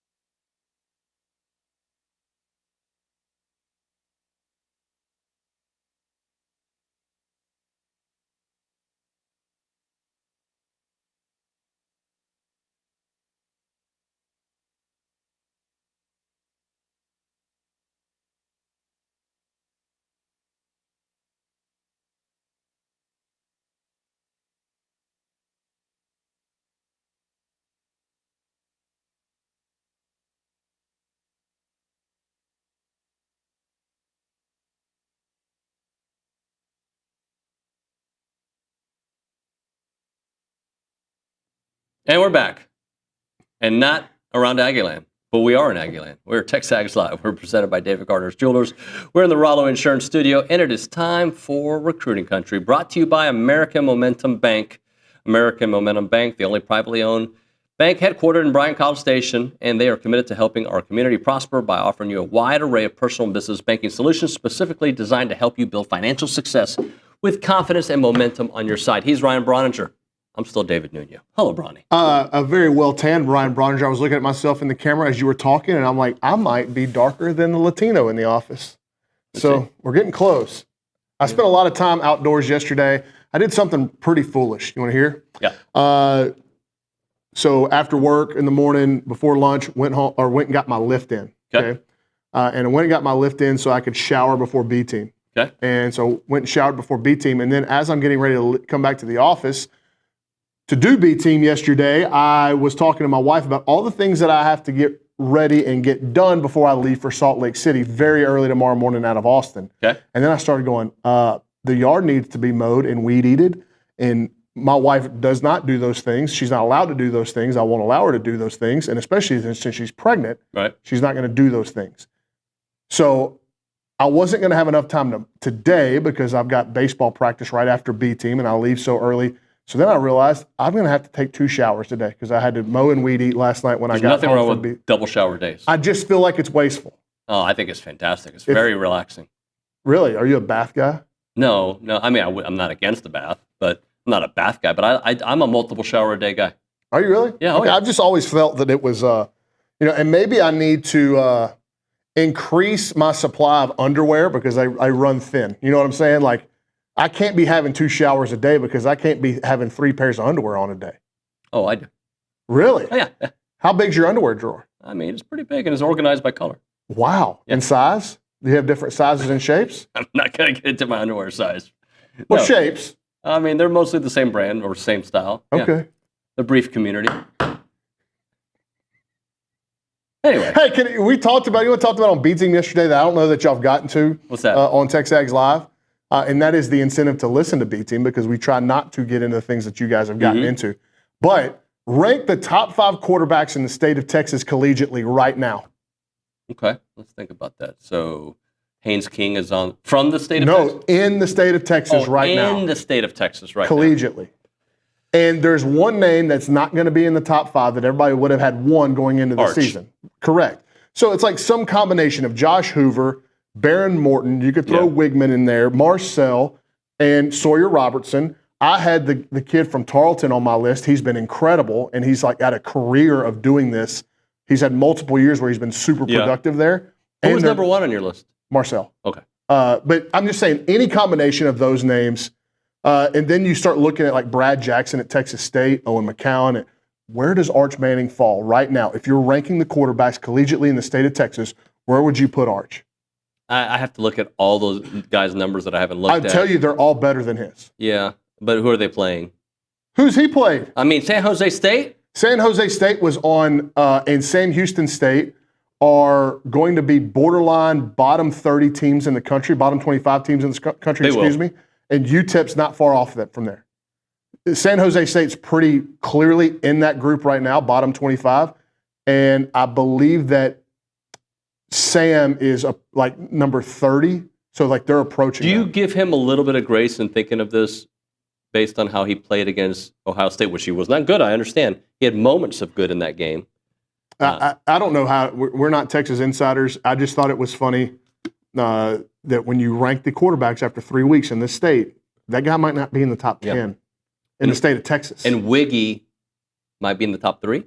I had him at 5. 5, okay. I mean, Josh Hoover was, don't forget, he went on the road and lit up North Carolina. TCU's undefeated.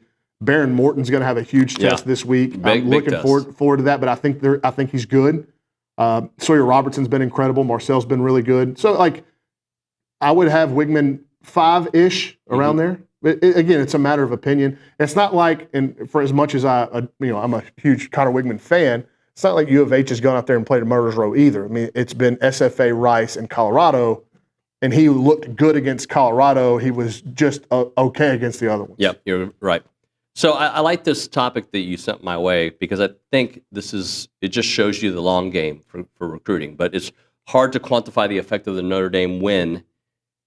And you can look back at certain points in time and say, well, this win, look at the ripple effects of it. And I think we're just not even in the middle. We're in the infancy of what this Notre Dame game, the ripple effects will be. And you don't know if there's going to be any ripple effect at all because you have so many opportunities to play huge games here in the next month. Mm-hmm. And the reason why it's especially hard to quantify right now is because it happened on the road and you didn't have a set of your recruits and they're watching that passing game. And for as much as the fans are invested in every play that happens for their particular school, the recruits and the kids aren't like that. Right. So some of them may have been watching intently. Some of them may have been not paying attention at all. Some of them have it on in the background. They're flipping through games. Some of them may have been doing what high school kids do on Saturday nights and not paying attention. Right. You know, like not even watching. So it's hard to quantify. Like everybody, there was some threads on the boards this week asking, like, what do the recruits think? And I'm like, well, it's what do you think they thought? Okay, so the ones that watched probably went, man, A&M's really throwing the ball this year. A lot probably just got highlights on Twitter, like, oh, cool. Oh yeah. And so they don't intake and ingest games away from Kyle Field like they do when they're inside the building. And that's why I think this coming up visitor list for Auburn is going to be super impressive. And that is your opportunity to capitalize on what happened at Notre Dame, right? You're 3-0. You don't know what next week holds. You really don't in this sport. So you have got to capitalize. We had a huge win on national television. We're getting a bunch of shine, a bunch of run. We've got to capitalize on that as quickly as we can in recruiting. And how do we do that? Well, we can't do it this weekend. It's off. So we got a big home game the following weekend. Let's load that visitor list with as many people as we can, and let's put them in front of a 12th man who's also going to be really fired up and energized coming off of Notre Dame. So remind me, because I don't remember it offhand, but in 21, they beat Bama. They go on the road against Missouri. Then they played a top 10 Auburn team in a game that A&M won without scoring an offensive touchdown. That part I do remember. That was Walter Nolan committed and Chris Marshall committed, I believe. On that Auburn weekend. During Walter Nolan did it before the game in the pregame warmups. He walked up to Coach Elko. I remember the rest of the recruits were around him when he told him, and they filmed that. Chris Marshall tweeted his commitment on the bus ride from whatever high school they dropped him off here locally at, or they picked him up from here locally. I think it was College Station High. He's on the bus to the game with all the other recruits, and he tweeted his commitment from there. So, yeah, like these weekends really matter, and they matter more at home. I don't know how many times we got to say it, that like the outcomes to these kids matter way less than the experience and what they see with their eyes inside the stadium, right? And all of these data points that have happened so far this season, if they continue throughout the duration of the season, make no mistake, the A&M recruiting staff and coaching staff will put together their data points to say, look what we're doing offensively. I know you come to the games and you probably watch and you see stuff on Twitter like you said, but here's the real numbers to our explosivity on offense and how we're stretching the field and how we are spreading the love around and all the opportunities that you're going to have to come here and play and be a difference maker. You know, here's our pressure rate by our offensive line. Look how good it is. All this stuff. Like you're going to have ample data points if you continue to play the way that you're playing. I don't know that those data points right now in the moment move the needle that much. All the kids say is, well, Mario Craver's having like these huge chunk plays are all over Twitter. A&M gets a big win. Like that's the momentum. It's not, they know that A&M's throwing the ball better, but you don't really fully grasp it until a little bit later in the year, I don't think, when they start putting together these packages of data that they can present to the players. And I think there's probably a difference in how you consume games also depending on where you are in your stage of your recruitment. If you're a commit and if you're just the recruit who's talking to multiple schools. I would assume there's a different way to you'd have to, I mean, it's going to be, to put an overarching theme on that, I think is going to be a little bit dangerous. Like it's going to be a little bit misleading because every kid's experience is going to be different. Sure. And a lot of these kids now, you know, some of them play Thursday, Friday, or Saturday, and then if they play on Friday night, there's a lot of schools that are having like film study and walkthroughs on Saturdays. And so if the game is a morning or afternoon game, how much of any college football are they even getting to consume? So a lot of the stuff they're picking up is going to be on social media. And it's good for A&M that they're having a lot of big chunk plays that are going to be shown on social media. And again, I don't want to say that you cannot capitalize in the moment on what's been going on, because you can. That's part of your job as a recruiter. But in order for you, like for these data points to hit home, I think you got to continue to accrue those offensive stats and data points, if the offense keeps going and scoring points like they have, I mean, you just look at the point total so far, and only one of those is a special teams touchdown, right? It was the KC. Punt return against UTSA, but you went 44, 42, 41, is that right? Or 42, 44, 41? Yeah. Totals in your games? I mean, when's the last time that happened? And you go look around the league, and the teams that are averaging less than 30 points a game are quarterbacked by Arch Manning, Lenore Sellers, DJ Lagway, and Garrett Nussmeier. Who would have guessed that? But yet LSU is undefeated. Yeah, we're trying to keep it to recruiting. I got some big questions about LSU still. And the A&M schedule. I think there's so much we still don't know, and that's why it's hard for me to like sit there and go, I said this yesterday on B Team, like, is there anything that happened on Saturday night that you went, okay, like, they're for sure going to beat Auburn at home or Arkansas on the road? No. Like, so it's even hard for me to sit there and go, okay, like, it's good. That's a huge win, no question. But there's so many more potential hiccups on the schedule that, yes, savor this. And it's so cool that you have it before the bye week, no question, because you have a week long of momentum to ride on that. Yeah. And on the recruiting trail too, like they are going to be blasting this stuff out as much as they can. You have to capitalize on this snapshot in time. But there's a lot more football to be played here in College Station and around the league. So you look at the wide receiver play of A&M this year, and you put the tape on of Mario and KC and Terry and all these guys, right? How does that translate with who they're recruiting and who's committed?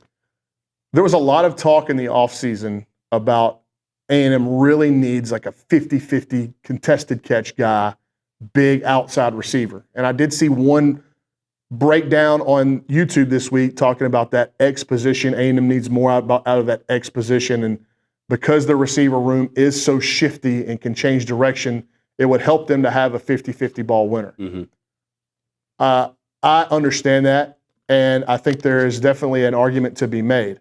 But one of the things the questions that I had over the summer, and especially over that window, that portal window, multiple portal windows, was like, how big of a necessity is it that you have some big guy on the outside that can go? Now, if this big guy on the outside is A.J. Brown or Mike Evans, yeah, like those are incredible players. And you look at two of the biggest freak shows in the country at wide receiver.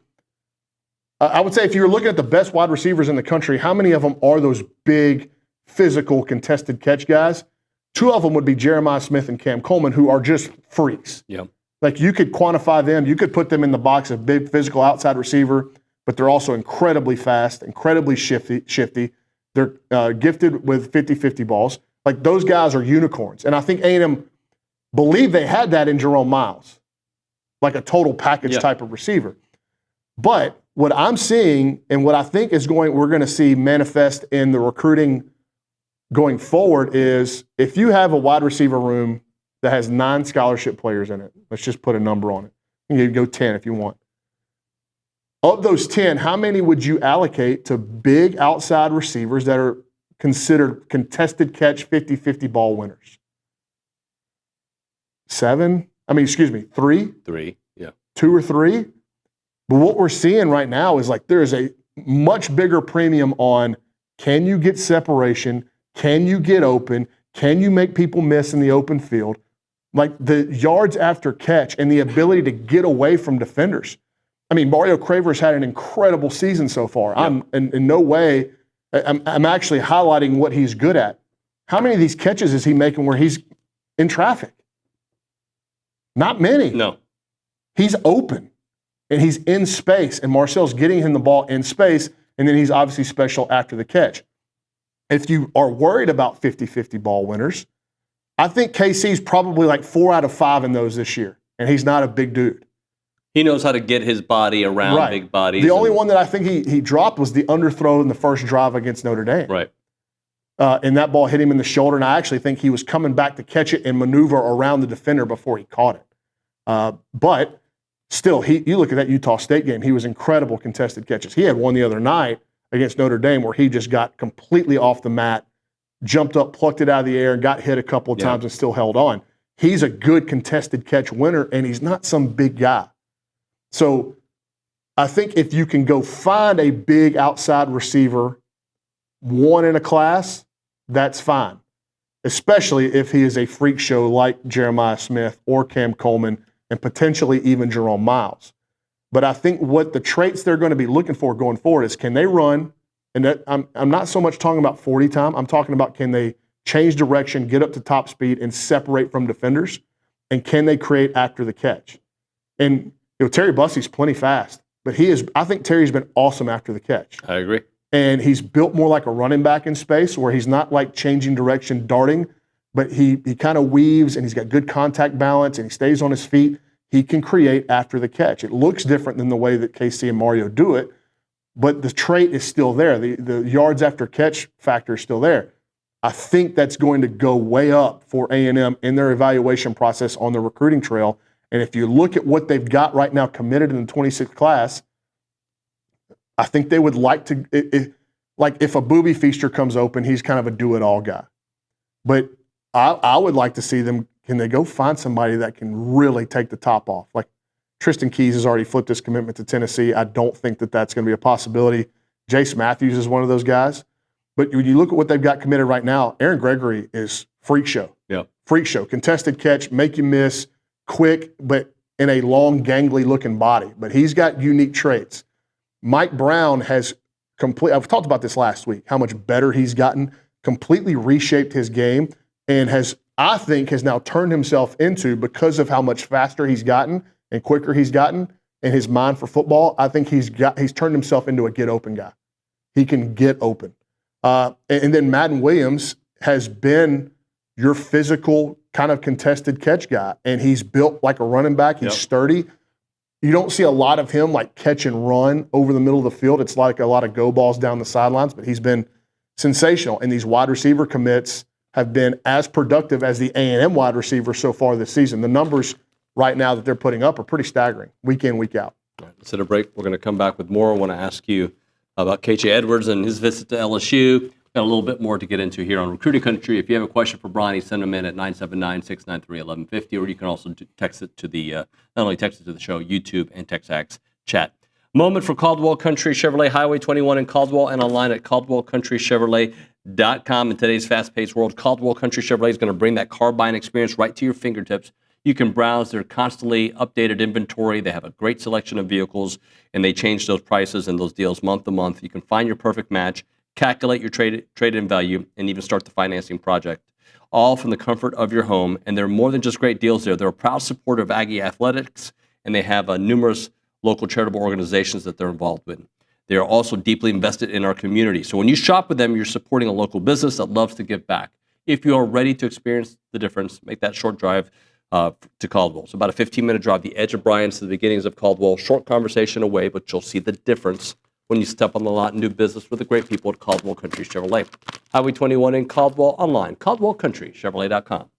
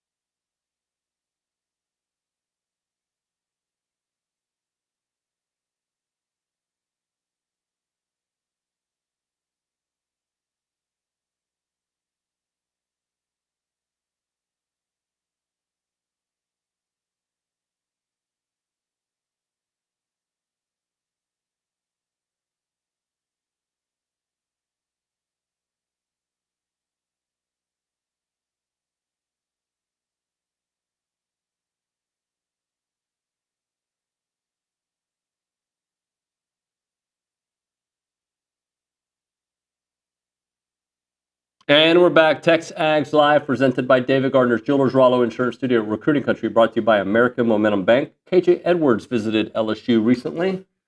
Yeah, and there's talk that he's going to go back, and this was something that A&M knew about well ahead of time. And then KJ, on the other side of the visit, tweeted out the East Texas graphic that A&M sent out to all their East Texas kids, and it had some of the kids from last class in it, like Kiati, which, don't get me started on Jasper. To me, is not East Texas, but I understand why they included him for the aid of the graphic. But KJ tweeted the graphic out as soon as he got it, and I continue to say that until Trooper Taylor gives me a reason not to trust him in this thing, I'm going to trust that Trooper Taylor's going to get that one done. And I've just not received too many alarm bells from anywhere that would make me believe that A&M is super worried about this. Would you rather him not take the visits? Yes. Would you rather Caden Johnson not take the official visit to Auburn? That circumstance is a little bit different because his dad played there, was a defensive lineman there.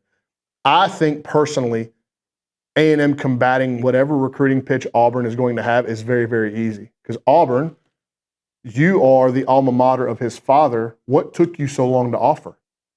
And if I'm A&M, I'm going, look, would they have even offered you if we didn't? And we didn't commit you. We were the first one to the party because we saw something in you that nobody else saw. And now all of a sudden everybody in the country wants to jump on the wave. It shouldn't work that way. Right? Auburn had no idea. Again, they should have been more inclined to be the first big school to offer him because of who his dad is. Right. And they didn't do that. What do you have any? I don't know how much you want to get into it, but do you have any thoughts on? You already mentioned it's going to be a big visitor list, but are we talking about the biggest visitor list of the year kind of Probably. thing? Yeah. There may be some later down the line that you have bigger names pop up because of ongoing recruitments. Maybe some things aren't going good at other programs in the league, and you're kind of battling, or a kid's committed to that program. You're able to get him in late, so you may have some big names pop up on the radar or on these visitor lists. I think A&M getting Jace Matthews on campus is a legit possibility. Now, there's a lot of Ole Miss momentum there right now. Mm-hmm. He's from Mississippi, so it could be one of these deals where Lane can get him flipped pretty quick. But I still don't think that's going to eliminate the possibility of him showing up on campus at Texas A&M. That one, but you asked specifically about Auburn. Yes, I fully anticipate that being the top visitor list of the season. Okay. Let's talk about everybody's weekend ahead. Maybe we'll end with you. What's going on here locally? What's Jason and the crew doing? Well, Jason has got a doubleheader in DFW.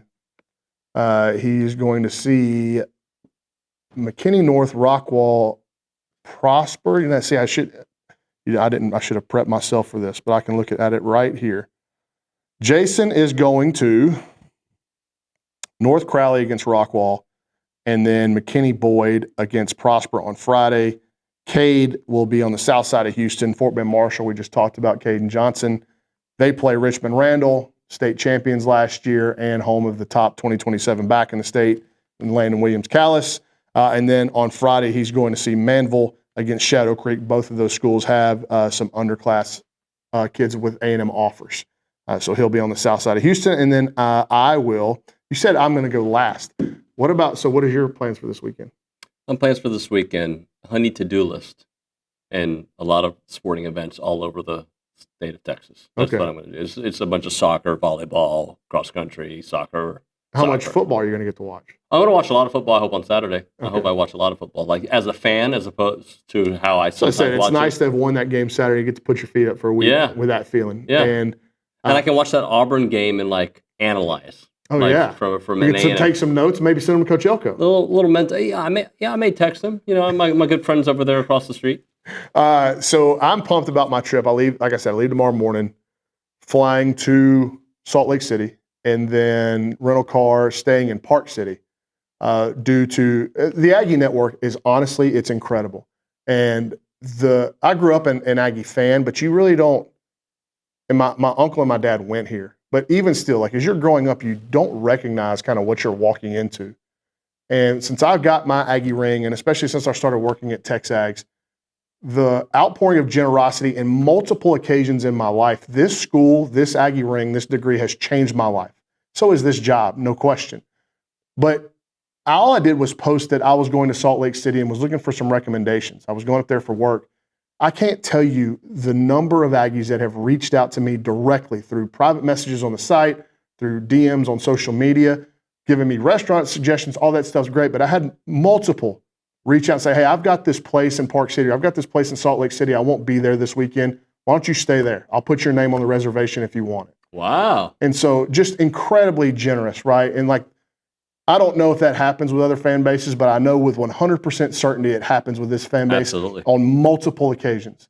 So when you walk into this thing, and even we got a couple of college kids sitting in here, you don't know what you're getting into until you go out in the world and you start meeting other Aggies, and the generosity, like, it is a real thing.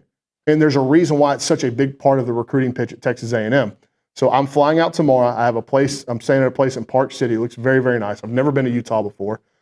Then Friday, I'm going to spend most of the day in Salt Lake City, interviewing Helaman Kasuga's parents, interviewing his coach on staff, like his quarterback coach on staff. Obviously going to watch Helaman play on Friday, talk to him about his journey and the whole thing. And then on Saturday, with A&M being on a bye, I am driving up to Logan, Utah, and I'm meeting some of my McNeese folks up there and watching Utah State. They host the McNeese State Cowboys, so that'll be fun to get to see some people from Lake Charles in Utah. Probably the only year of your life that you'll see Utah State twice. Yeah, that's pretty. I might be the only person on the planet that's seen them play outside of the parents of the kids on the team. Yeah. How many people have seen Utah State in person twice this year? I don't think there's many, especially on the road. All right, appreciate you, Braunie. Thank you very much. Enjoy your trip. Pumpkin Palooza's back, ladies and gentlemen. Let's see how many times I can say it. Brazos Valley's favorite fall festival happening October the 18th and 19th at Milliken Reserve in South College Station. The pumpkins really do fly. The festival's famous pumpkin chunkin' launchers send pumpkins soaring. Now, Billy's going to count these. Expect hayrides, pumpkin painting, farm animals, inflatables, games, and pumpkin games and team competition. Flycast on Saturday with the Good Fly Roundup, the Pumpkin Trail Run on Sunday, youth mountain biking on Sunday, plus kayaking, paddling, and guided hikes on both days. I can keep going? Thank you.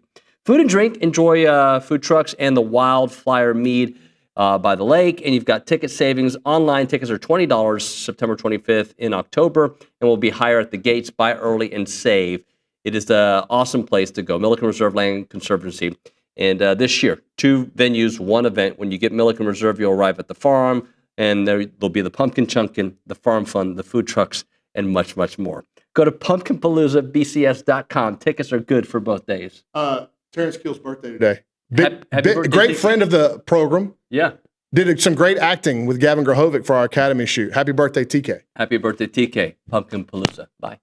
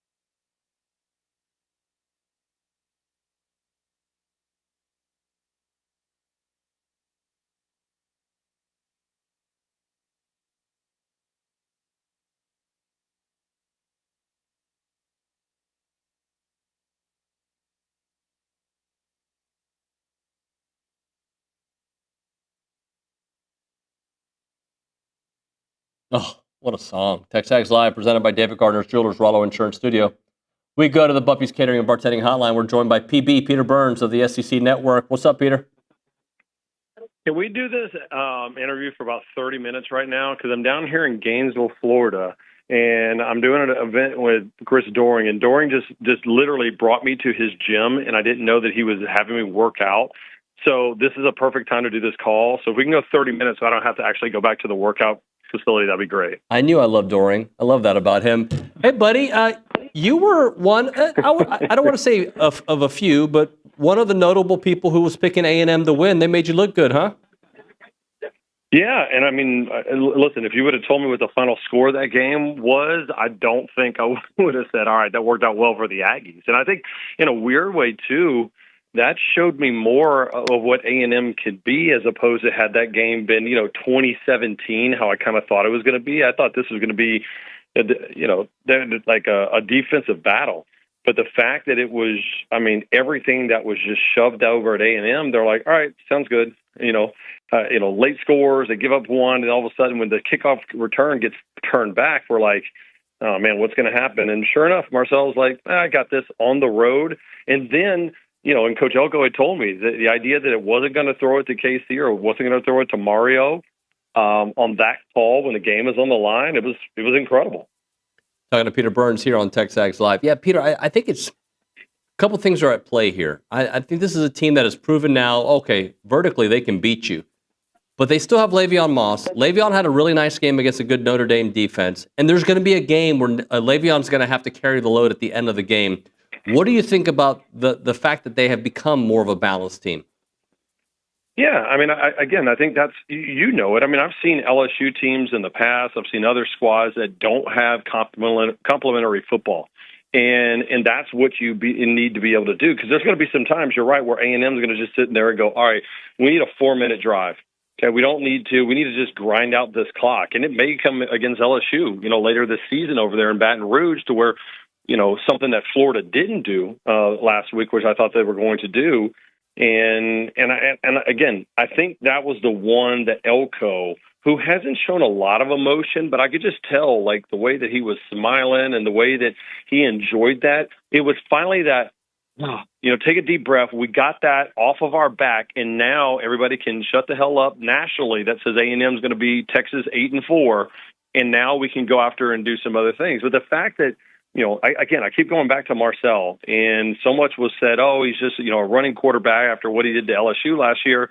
No, he's got the weapons. They found the right guys in the transfer portal, and now there's proof of concept to do it in a very hostile environment. I think it's good that you get an emotional win like that and you get a bye week because you just never know. But they're going to be taking on a pretty good Auburn team. Auburn, though, this week could have an emotional game against Oklahoma. How do you see that one playing out? Yeah, that one's going to be crazy. The Jackson Arnold Bowl, and I give credit. I don't like to give a whole lot of credit to Chris Doering, but I give him credit for he was on this entire Oklahoma bandwagon from the jump, and a lot of it was because of John Mateer. And that Mateer was really the guy coming into the season. When you watch this film and you watch what him and Ben Arbuckle could do over Washington State, that package deal was, hey, not only can he run the ball pretty well as a quarterback, but he's got the touch and he can hit you over the top as well. So, and there's a lot. I can't wait to see Jackson Arnold and how he's going to handle that. Jackson was dealt a bad deal, a deck of cards with no offensive linemen that were healthy. And honestly, they went down to their 8th wide receiver last year at Oklahoma. So the fact that the Aggies get them after that emotional game is monstrous for that setup for them. Is this a must-win for South Carolina, considering we're so early in the season? But last week, obviously, was a disaster. Missouri looks really good. Now, they haven't played the caliber of opponent they're going to play in South Carolina. I don't think Kansas is at that level. But what does it say for South Carolina this weekend? Yeah, you have to show that, and I said this before the year, you have to show that it's not like a roller coaster ride, right? Like, you don't have a 5-7 team, then you have a 9-3 team, and then you go back to 5-7. Like, what programs right now, and Eli Drinkwitz has one of those programs at Columbia where they're sticky. right? Like what they are right now, no matter what the roster is going to be, that's who they are as a program. You can say the same thing about Lane Kiffin and Ole Miss. There's a lot of new faces right there, but guess what? I don't see Lane Kiffin going back to having a 5-7 squad after a bad season. So, I think the issue right now is offensively they're atrocious. And you go back and look at not only it was DJ Lagway, it was Arch Manning, it was even the thing with Lenore. So much hype on these quarterbacks. And David, none of them really have shown us anything at this juncture. Why do you think that's the case? Has the league caught up with them? Has the film caught up with them? Or is it just showing the depth of the SEC? I think it's a little bit of both. I think it's just we have to realize that, in 2017, we could say, all right, this guy was a freshman. Just wait until he has a full offseason with his entire team and the camaraderie and the team building and just the just how the cohesiveness of those groups. We don't get that. I mean, we got to look at every single team now as its own individual entity. And so Lenore Sellers doesn't have, these good, great wide receivers and great running backs around him or a historic defense. You could say the same thing about Arch Manning right now, even though he had been there for a little bit. And DJ Lagway, I mean, my gosh, Lagway didn't take any spring ball practice because he was injured. Fall ball, he was a little bit banged up as well too, and they don't have that same timing. I think that's why it's interesting to see guys like Marcel Reed and guys have that success. But it's not a one catch-all. Joey Aguilar, hell, he thought it was going to be UCLA's quarterback, and look what he did. I mean, every single moment, even though they lost that game to Georgia, I believe more in Tennessee now than I ever did going into the season after the way they played against Georgia. Peter, you're in Gainesville, this Florida game against Miami coming up. When you look at this game, like I keep saying today, Florida, don't write them off just yet. Maybe write off their playoff aspirations because their schedule still ahead is ridiculous. But they're going to beat a team or two this year that they're going to think, oh, this is just a 6-win Florida team. In reality, this is a great defense, and the offense has not figured it out. Two touchdowns they've given up all season long. That's it. I mean, this Florida defense, if you're going to say what's one of the top 5 defenses in the SEC, I think without a doubt that Florida is going to be on that list. The only issue that I have with that is that last year you had a bunch of leadership. You had a bunch of rah-rah guys after DJ took over, and you had leaderships like Jack Pyburn, who now, by the way, transferred over to LSU.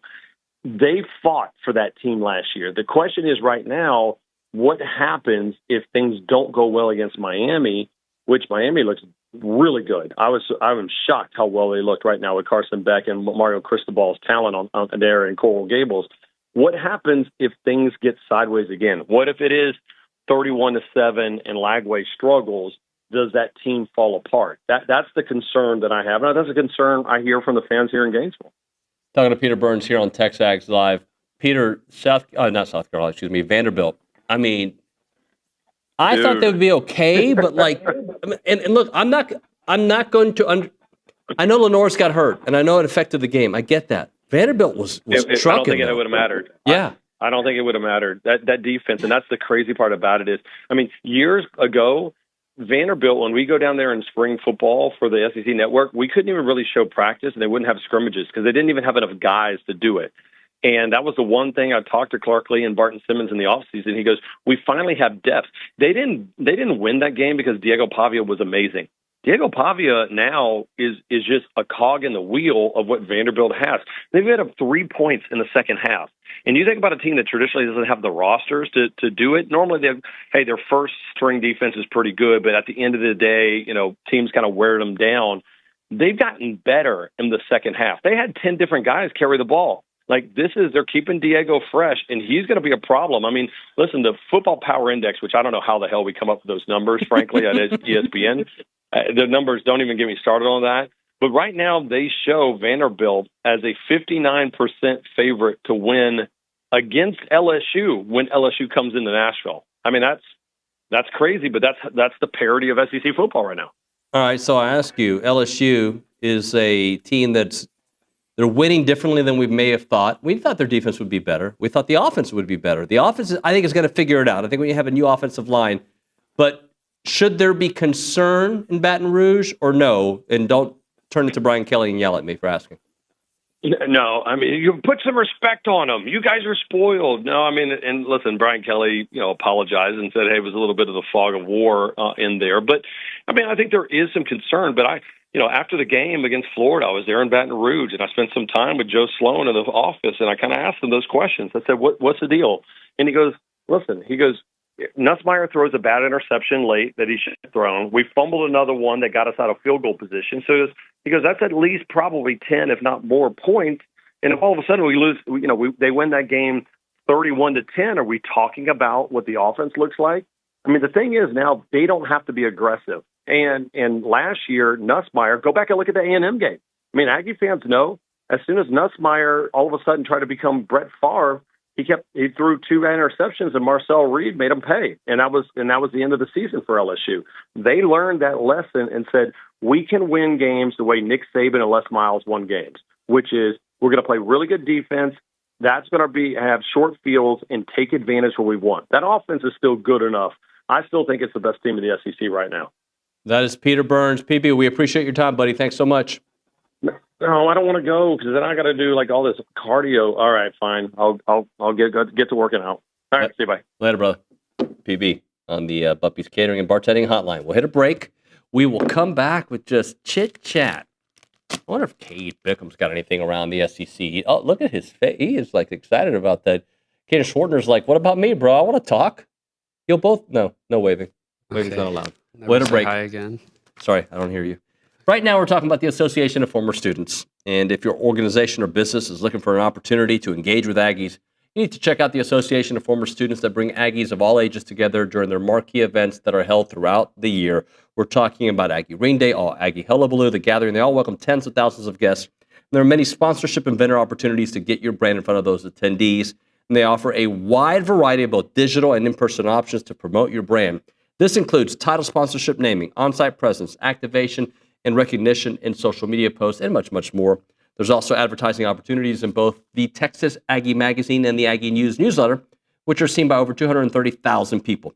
So, if your business is ready to engage with Aggies, choose a partner with the organization that's been supporting the Aggie Network for over 140 years. For more information on options available through the association, please email sponsorships@aggienetwork.com. It is the Association of Former Students.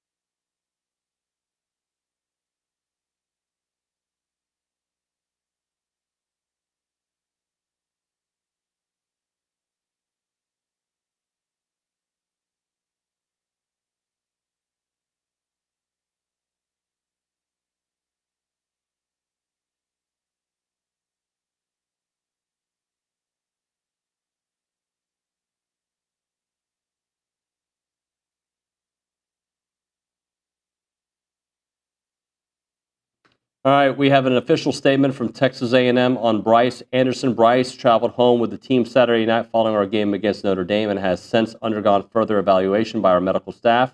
We are thankful to report that no catastrophic injury was found. Bryce is in great spirits, and our focus now is on supporting him through his recovery. We're grateful for the many thoughts and prayers and messages from the Aggie family and know that Bryce will continue to feel that support as he heals.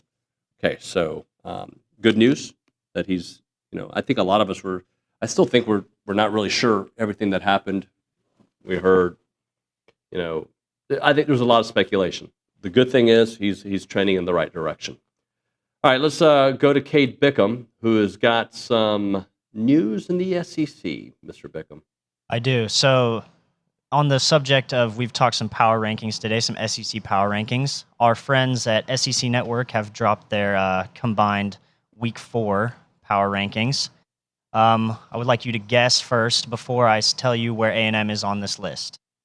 You want me to guess where A&M is on the list, is what you're saying? Correct, yeah. SEC Network's power rankings. A&M is 4th. That is so close. They are 5th. Okay. So ahead of them, Georgia. Correct. Okay.